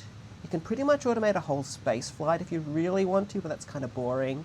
So I tend to just use it to automate little bits here and there. Got Kerbal Engineer. I've got a few other fun ones like ScanStat and extraplanetary launch pads. but right now I'm about to take over manual control, and we are going to see how close our rendezvous is. That's pretty good, actually. Speaking of, one of these, I believe, has data that I can use to help me plan out... Aha! Rendezvous planner. Inclination. Let's see if we can get a little bit closer. Yes, there we go. See that? More precise information. One thing I want to look into is see if I can get something that lets me zoom in on part of the screen. So, because right now I'm pointing at my mouse at a really tiny number, which I bet doesn't show up really well. So, that might be something I look into for these techie games. But yeah. I think there actually already is a Kerbal of you in this one, Bailiff, because I think you must have been in Bulby's raid yesterday, I guess. I don't really remember. But your name came up when I did my poll thing the other time. So there's a Bailiff Kerbal sitting back there at my space center waiting for another mission. Okay, look at that. We're about to go. That's as close as we can get. Oh, cut. Okay, look, it's close enough. Close enough. Okay, now rendezvous. The getting to the moon, that's honestly not that hard. At least not for someone who's been flying Kerbal stuff for years and years and years. Maneuvers, those are always tricky. Like, rendezvous take a bit of planning. I'm going to set up a transfer between these two orbits. But what I need to do now is, hang on, one of these buttons, aha, that's it. I'm going to center my view on planet Kerbin and get a nice top-down view. Now, I need to look for a point where the closest approach, it might not come for a couple of orbits. Oh, hang on. Okay. Let me see. That tells me that we are going to be here while that is there. So we need to set this maneuver a few orbits in advance. Okay, one orbit in advance. If we haven't got a nice resonance, it can actually skip without... This is not the best. I'm hoping...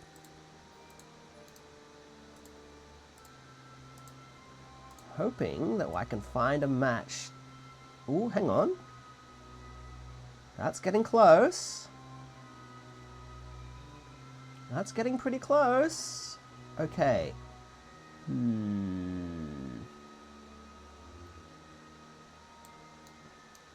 It's close, but it's not close enough. Let's see what the situation is. Oh!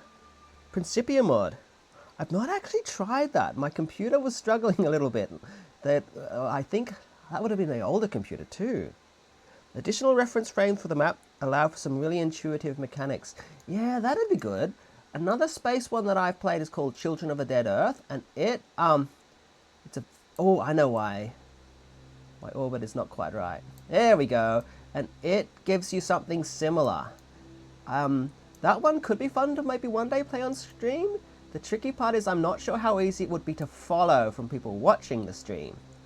But that could be nice, because that has something similar. You can go and render the orbit based on...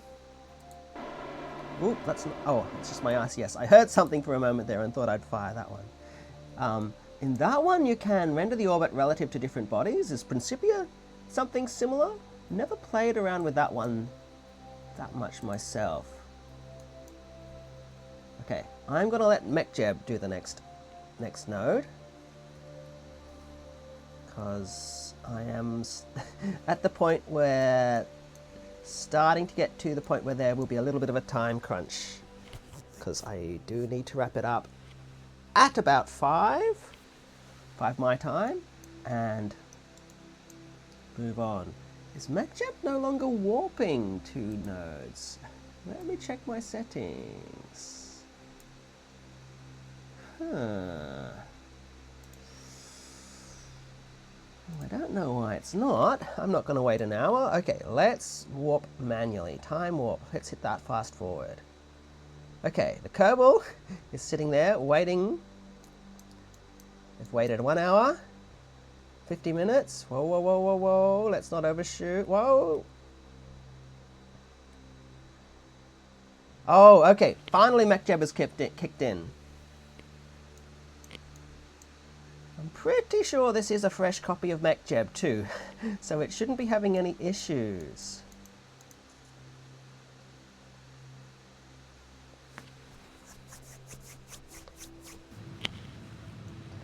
I wonder if my computer would handle Principia these days. It's not exactly a new computer now, but it was a very good computer when I first got it. And it still copes fine with most things. Maybe not if I had a few more things going on, like a full-on VTuber that I had to make it render as well. This little guy, they're pretty easy. I don't even need to be looking at the screen. They're chatting away, doing their different poses. We've got the sleep, we've got the surprised, I can wink too. Oh, I can also just point. Kind of like that one too, actually. There we go. Look, there's the spaceship. Yeah, I like that. I like that. I'm going to save that one for later. Okay.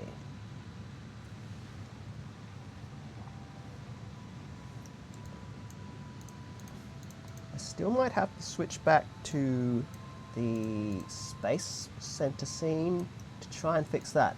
I can do most things without those controls, but I am going to need to open up that docking port, otherwise we're going to have a very difficult time refueling the bud. Let's see. Oh, Principia gives you multiple different map views where it arranged the celestial bodies depending on the reference frame selected. There are reference frames which center around each of the bodies, referencing frames for ground targeting. Ooh, ground targeting. The Grange references. Oh, that's cool. The other game I mentioned doesn't do that. Reference frames for free return trajectories. And additional reference frames for targeting other... That sounds quite sophisticated. The one that I was thinking of, I don't think it does Lagrange points in that game's engine. Maybe I will have to try it sometime. The other thing I wonder if... because I know it simulates multi-body interactions. The other thing that would be interesting to see if it simulates mascons and so on, like on the moon, because that will make things quite interesting. Okay, so plan now. I'm going to try and fine-tune this maneuver to try and get it as close as I can. Our relative speed's still going to be a bit... so that's the tricky part. Relative speed's still going to be a bit. Okay, how am I going to fuel? I've still got loads of fuel in this thing. Let's go ahead and make this encounter as close as it can be.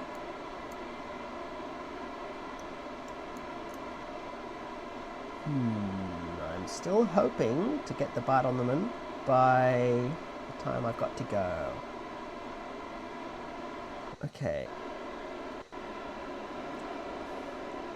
I've just got to try burning in all the different directions to see the closest I can get to rule out having to spend a lot of time.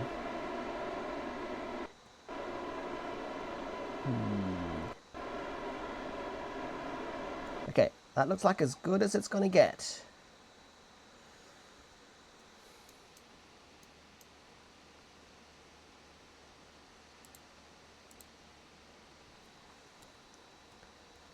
Okay, oh, I've gone too far. There we go. Okay, I need to match velocities.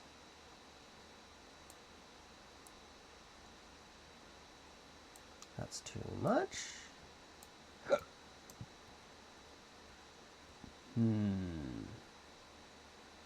really focus in here and get them just together.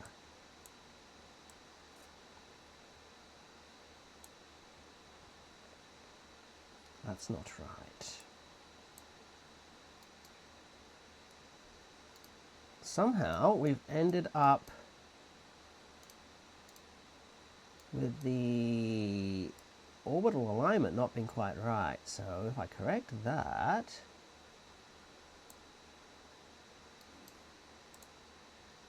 maybe I just do this okay, oh, that's getting close. No.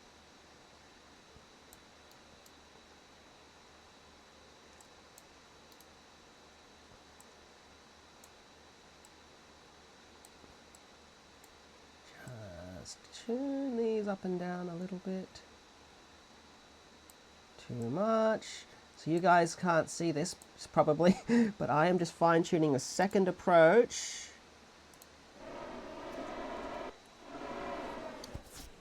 Okay, so 18 is a little bit far away to do a final approach to the thing. So I'm going to come in for a second approach, and then we'll go right at it. So by default, Principia lets you select which bodies appear in your map, shows each path of them. If you're simulating years of time for a Kerbal ground-centered reference frame and have the rest of the solar system pinned, oh, you really lag out the map because it tries to show the full orbital path of the entire the entire solar system spinning around Kerbal. Yeah, that does sound like a lot. It sounds like a lot to calculate. The other thing is, like, I don't know enough about that sort of computer stuff to know for sure, but it sounds like that sort of thing might be CPU heavy. Whereas I know a lot of gaming computers go hard on the GPU. So, I don't know. I remember back in the day I wasn't as worried about GPU because I tended to play more games like this where it doesn't, like, the look is not quite so important as is making it run all these other calculations. I don't know. Maybe. Relative inclination. Time until closest approach. Where is our target?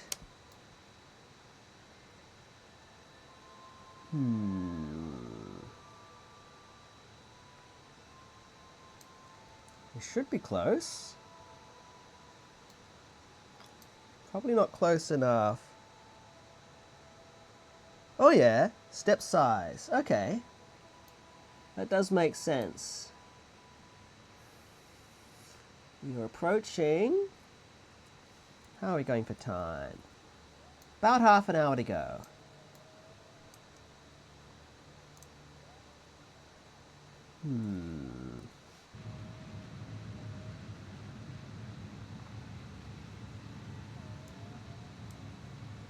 We still have more than enough fuel in this thing. Oh, okay. I am definitely going to have to go and reset the... whatever these things are called. These little menus. Were they tweakables? They were called tweakables back in the day, but I think that might have been something else. I might be thinking of something else. I remember a long time ago when the game was being made, they were talking about implementing tweakables for adjusting things. Maybe that's what these were.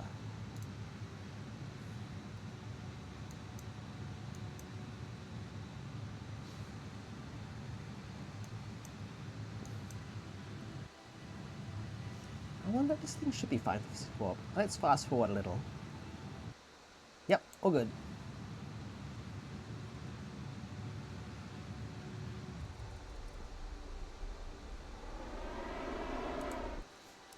Okay, final thing. Next.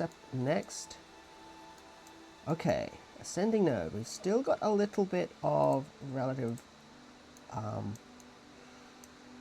inclination to the target, so I am going to try to fix that and see if I can get this encounter closer. Too much.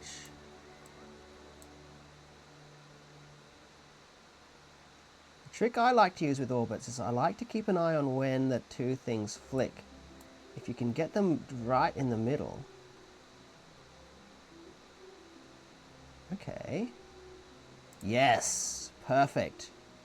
24, cool. I think that's just within physics range too. All right. Node in 2 minutes. Speaking of speeding up the simulation, because I want to get this ready, I'm just gonna risk physics warp. So this, for those not familiar with Kerbal, there's two types of time warp.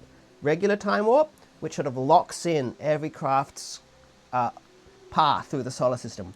It calculates the orbits, it saves them, and then it just fast forwards them. Physics warp, you're still actively running the physics simulation. It's just sped up what it does each step. So the loss of accuracy can cause problems if you've got a big ship like we started with. This little thing though, this should be fine.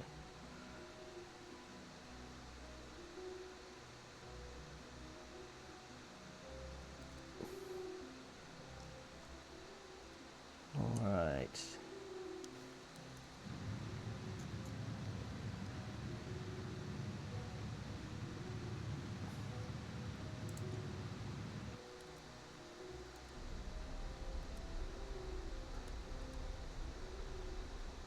Inclination is going down.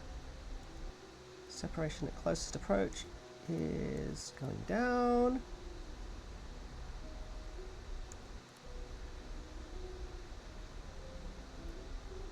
Okay, I am just watching a small number on my screen go down, down, down, down, down to try and get the final approach as easy as this is harder than landing on the moon. Well, it might not be because our spacecraft is not the nimblest, but I reckon that's the hardest. This stage is the hardest stage. All right, here we go.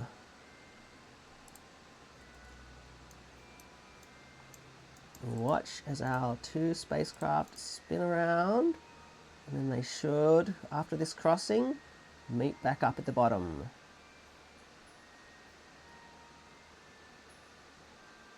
What's our relative velocity?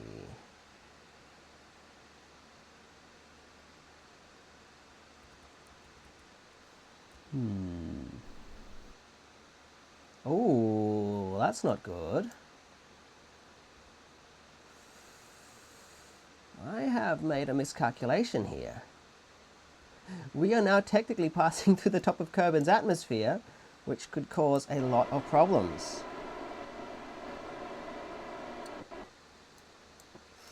Which is weird because I'm sure we were well clear of both. So I am quickly going to put us into... Yeah, our closest approach is going up. I need to have just enough thrust to keep us from slowing down through the atmosphere. But we're doing pretty well.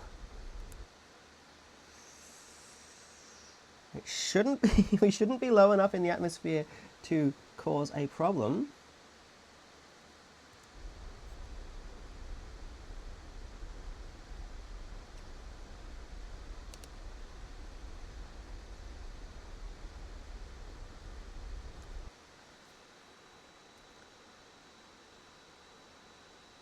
This is still reporting good numbers. I expect the number here, the top one, the MECJEG number, I expect that to be more accurate than what the stock Kerbal number up there gives, because I don't think that accounts for atmospheric drag, and we have just clipped the atmosphere, which is really weird, because I'm sure I left enough space on the bud, but at least the bud is like 20 kilometers higher, and it is sitting there safe.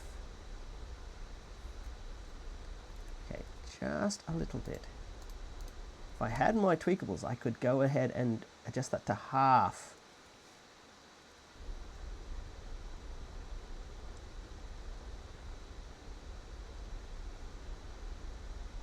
Okay, we are clearing the atmosphere.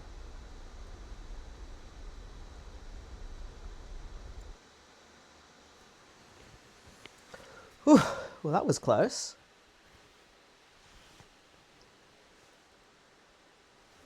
Alright, time to risk some physics warp. Time until closest approach, 7 minutes. What's our relative velocity going to be? Oh no, I don't want you to do that. Stay on surface mode. I need that aerodynamics. Until we're at 70 and there's nothing to worry about.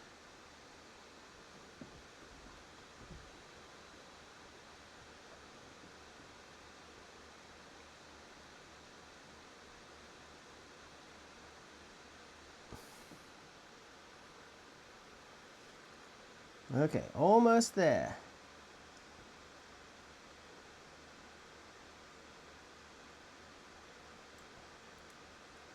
And 70. Look at that. We have the autosave. You're officially back in space.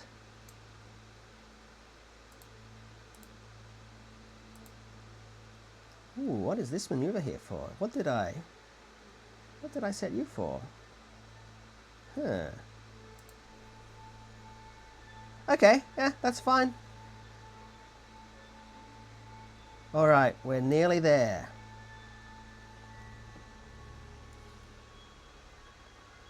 I'm just going to quick save just in case so we can get back to this stage if I screw up the next step. The next step is going to be happening at... well, it's going to be happening... Is it going to be in the dark side? Yes, it is. Which makes things a little bit trickier. We have 80 meters of relative speed, which is going to take...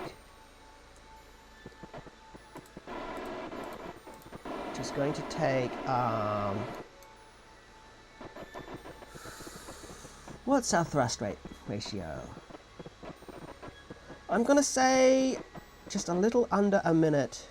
You know what, let's go for 30 seconds.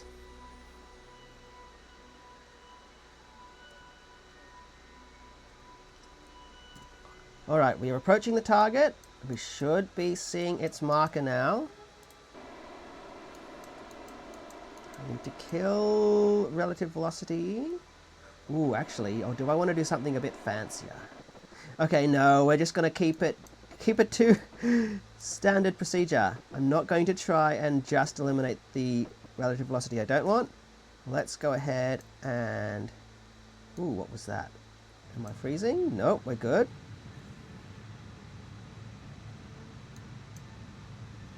We're just going to get ourselves nice and lined up, ready to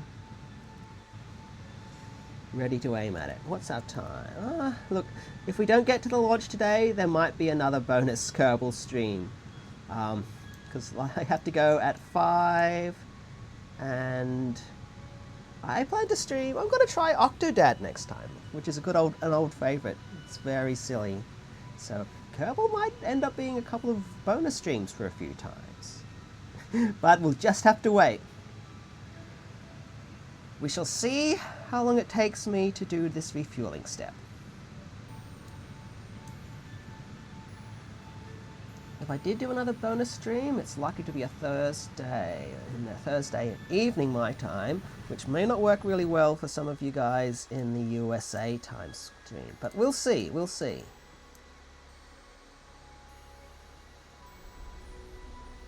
Alright, let's see. Closest approach to target. Closest approach to target 0. So that means we're really close. Let's see if we can find it. It should be over there somewhere. The mark is not showing up. Right, let me see if I remember what button. Not that one. Not that one. I'm not sure what button makes the markers show up. Let's just kill our final relative velocity, and then I need to reset the... I need to reset the little menu things. I wonder if MechJeb is breaking them somehow.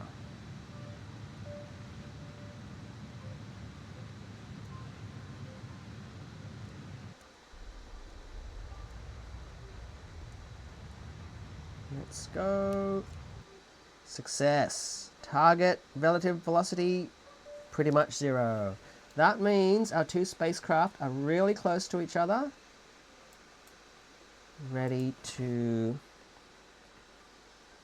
begin actually approaching. But I need to reset that.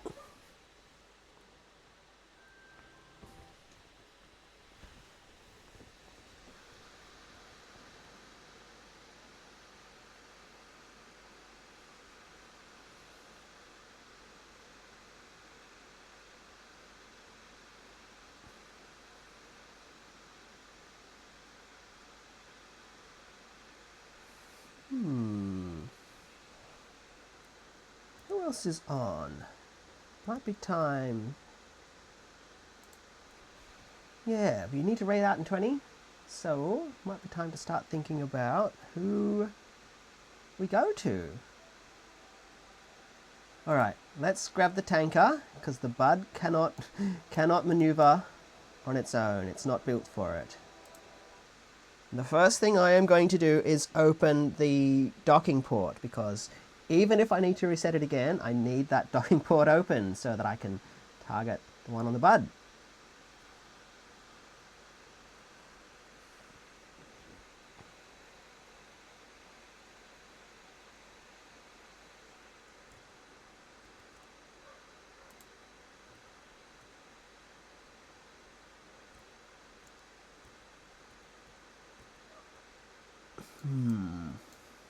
Okay, we're back in.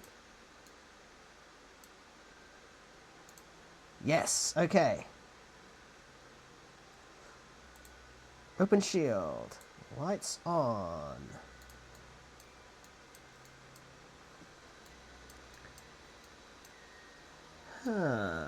Actually, does anyone remember? Chris might remember this.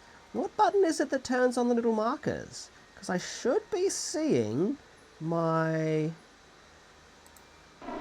marker that shows me where the other spacecraft is. But either I'm just not looking in the right direction, or I am not seeing it. See, the other spacecraft should be there.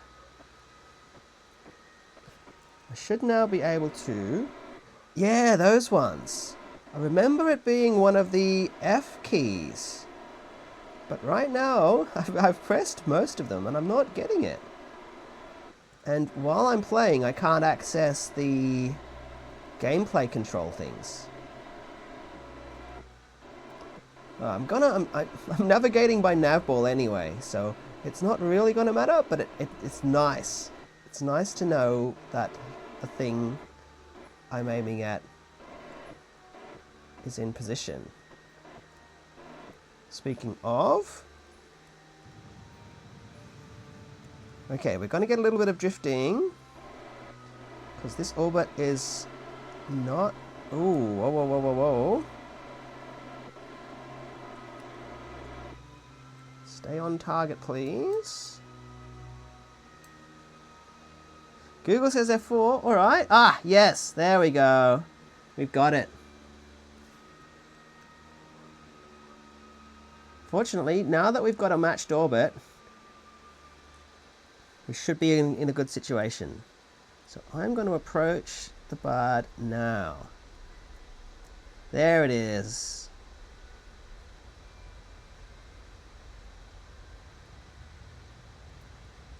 Yeah, this orbit is going to give a little bit of difficulty, seeing as it's kind of low. Meaning I'm expecting it to drift a fair amount.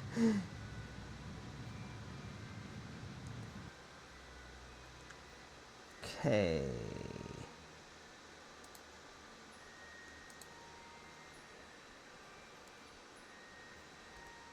Yeah, I think we'll probably just make it to the rendezvous today.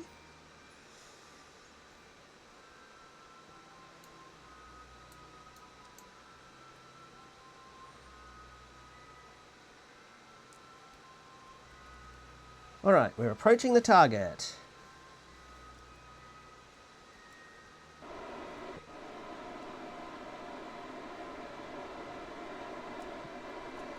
I am going to get our relative velocities across just a little bit to try and adjust for the drift. But we might just have to move about when we get close to it.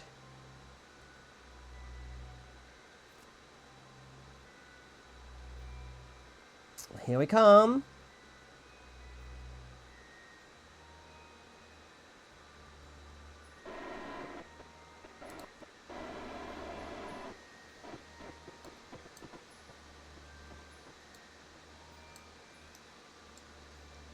Oh, we can just see it. Let's get a little bit closer. And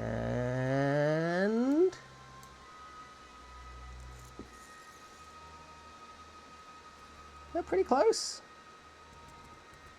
Kill that relative velocity.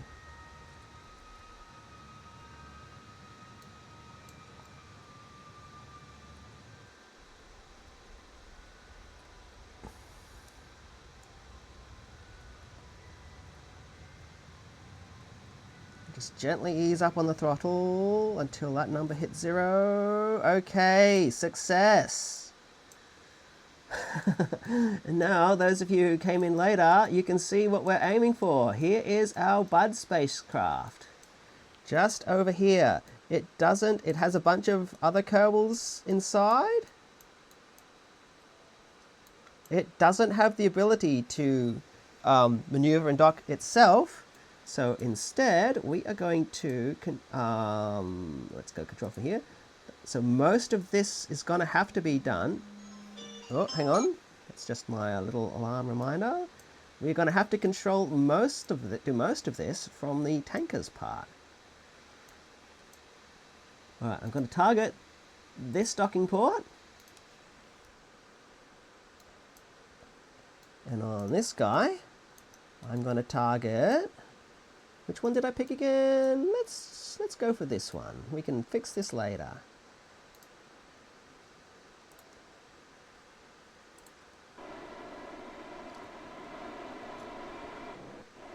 Aim at target. Aim at target. The ability to aim at target is really convenient. Back when early days of Kerbal, I remember trying to do this without aim at target, which meant a whole lot of manual adjusting. So you are aimed at target. Looks good. Let's go to that. Okay, but it's slowly making its way. Oh, nope, we're on the wrong thing.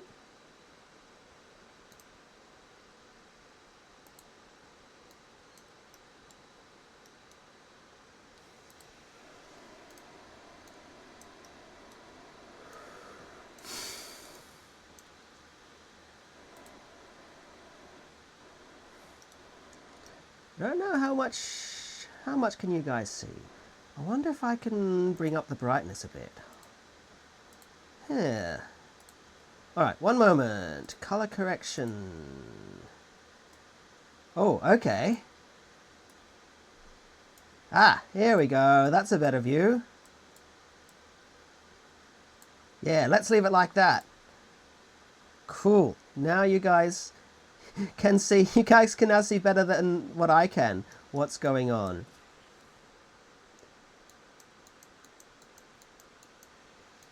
But that's alright. I know how to use all these little things, at least I'm pretty sure I remember.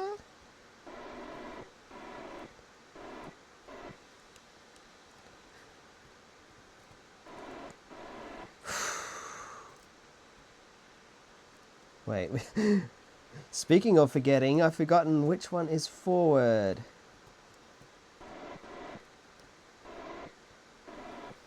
Okay. Aim at target. You're just going to have to approach like so.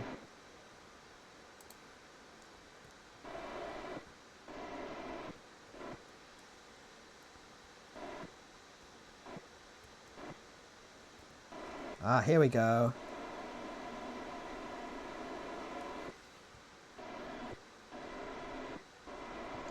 Slowly, slowly we approach the target.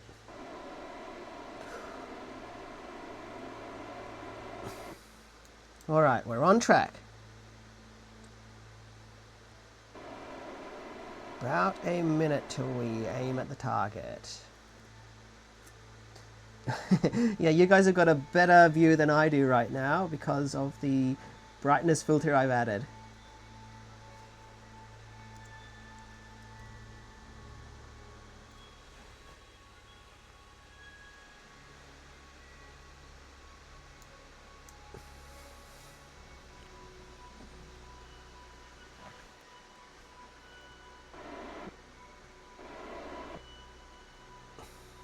Alright, stay on target.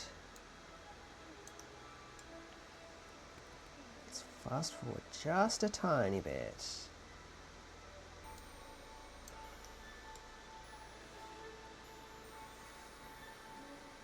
Here we go.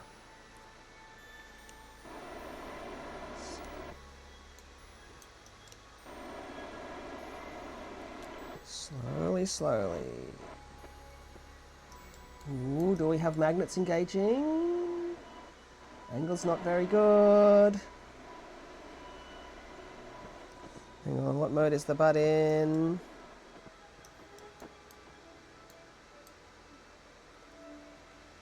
Bud, target this please.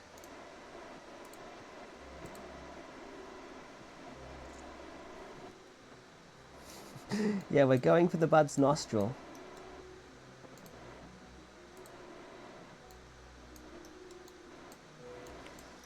Okay.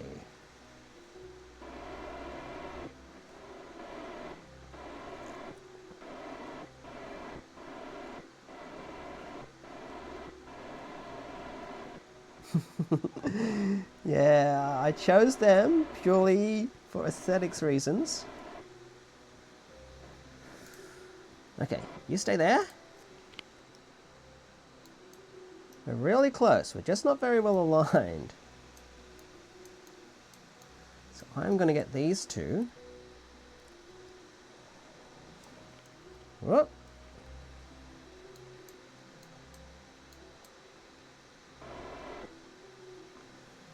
Okay, I need to be back in this mode.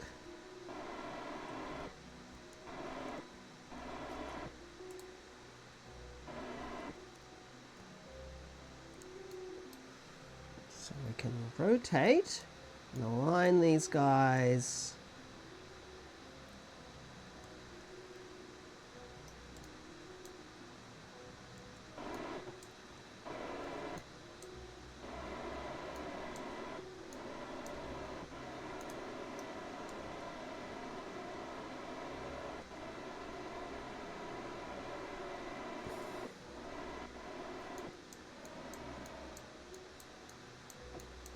Okay, here we go.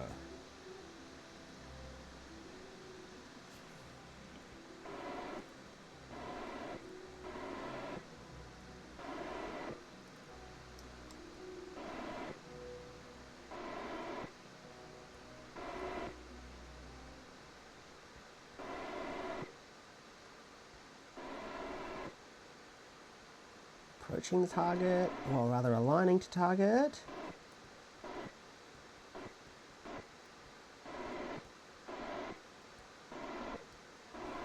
Oh, that's the way.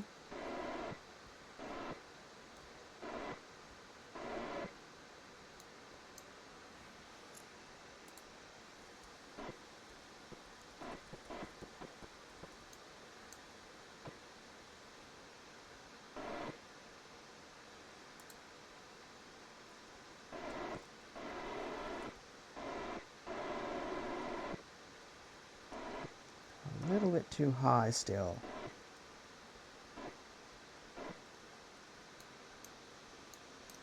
This is the trickiest bit.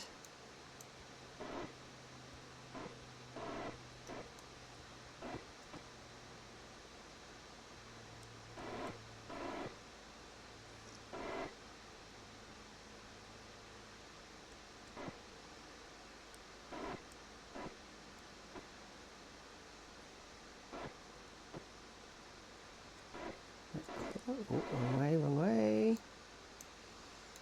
Oh, hang on. Don't these have a camera? Yes.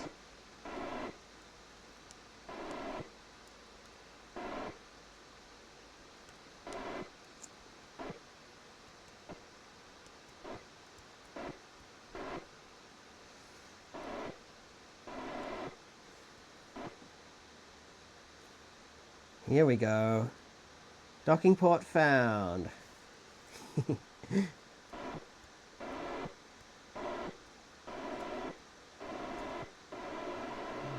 not right. Hang on.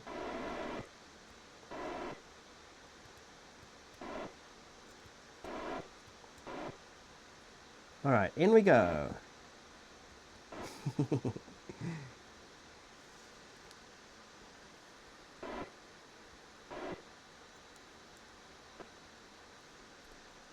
I've got to get a screenshot of this. 20 meters and closing.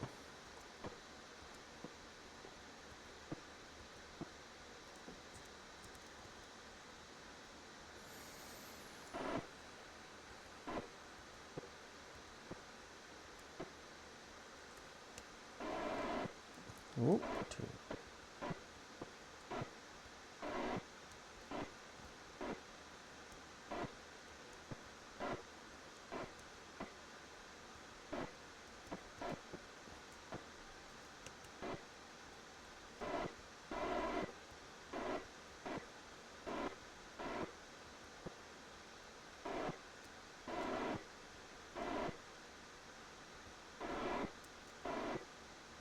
Okay.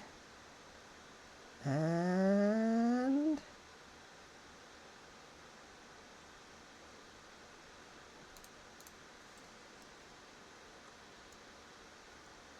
wait. How do we... Are we connected?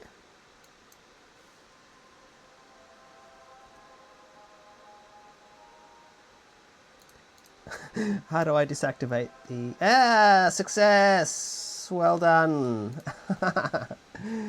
We have connected. Yes, it looks a little bit awkward.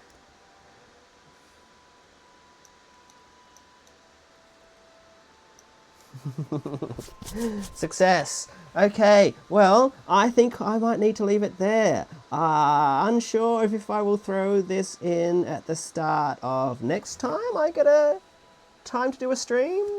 Or maybe there'll be another bonus stream that pops up randomly at some point. But I don't think I have time to perform the moon landing today.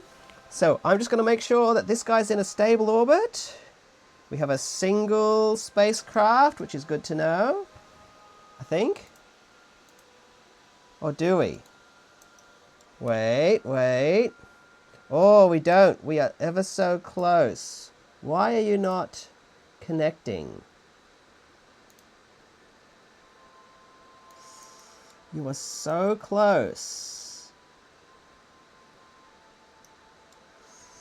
What is going on? He does. Come on. The two things are practically on top of each other. Why are you not docking? They're the same type. Clampatron, clampatron. The angle is just, oh, so slightly off. Okay, come on, come on. Okay, last 5 minutes. I am going to just wiggle this thing about.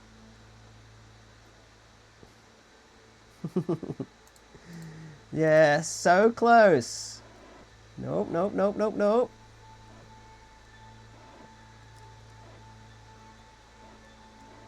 Come on, come on, come on. That's the magnets engaging.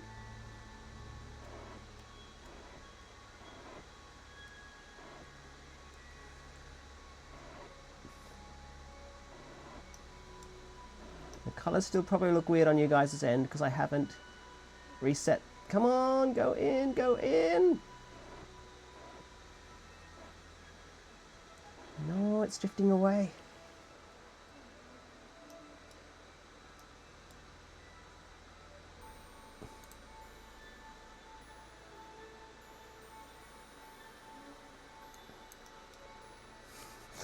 Oh, hang on, hang on, hang on. Something changed. Did it? So close. Okay, I'm going to have to back up. Oh, Digby, welcome in, welcome in. We are doing some Kerbal. I really got to go in like a couple of minutes. Annoyingly, my spacecraft, which should be good to engage, has not The two docking ports just won't quite connect. So I'm going to take one more back out. Yeah, you'll see. I'll show properly when we go back to the just chatting thing. So I am trying to get these two to engage. We are just so close. They should be lined up. They should be lined up. The thing is, the heavier the spaceships in this game, the harder it is to dock because, see, look, the magnets are pulling these two together. They should be aligned. Come on, come on, come on.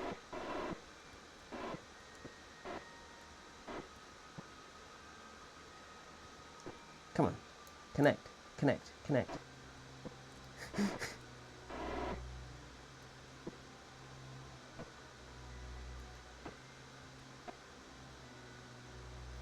It's trying, but it's struggling.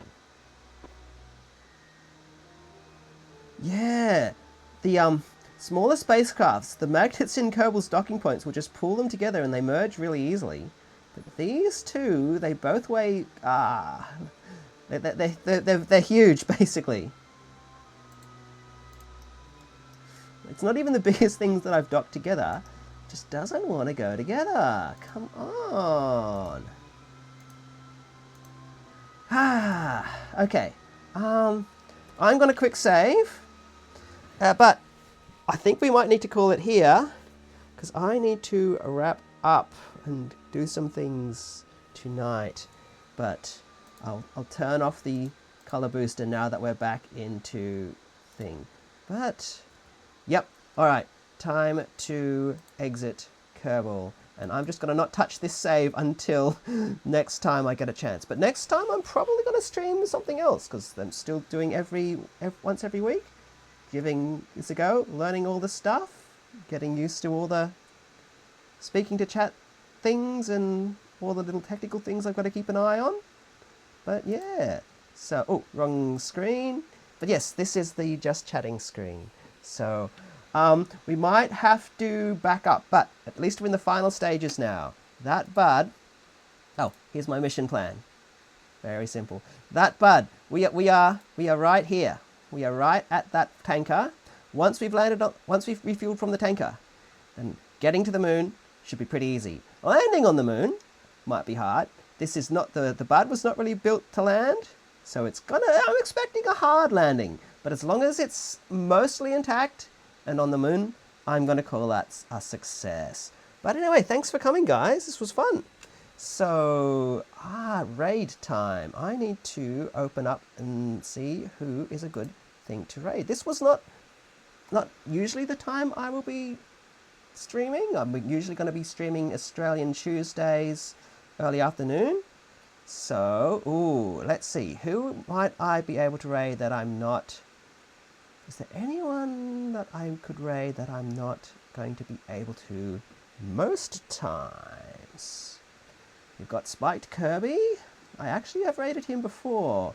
Little Bunny, I've raided her last time I got to do a bit later.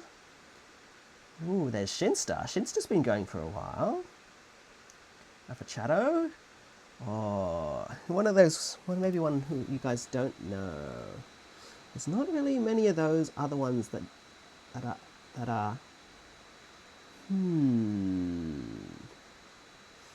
Ooh. Okay, what's Shinster doing? Eeny, meeny, miny, mo. I am thinking, let's go to Afachato. I'm probably going to have a chance to raid her because she goes live at often earlier times than this, but I kind of also want to watch that stream for a little bit if I can before I have things to do. So let's go there. Okay, I'm remembering what the commands are. All right, we'll see you guys next time. Oh, wait. Yes, there we go. There we go. All right, see ya. Yes.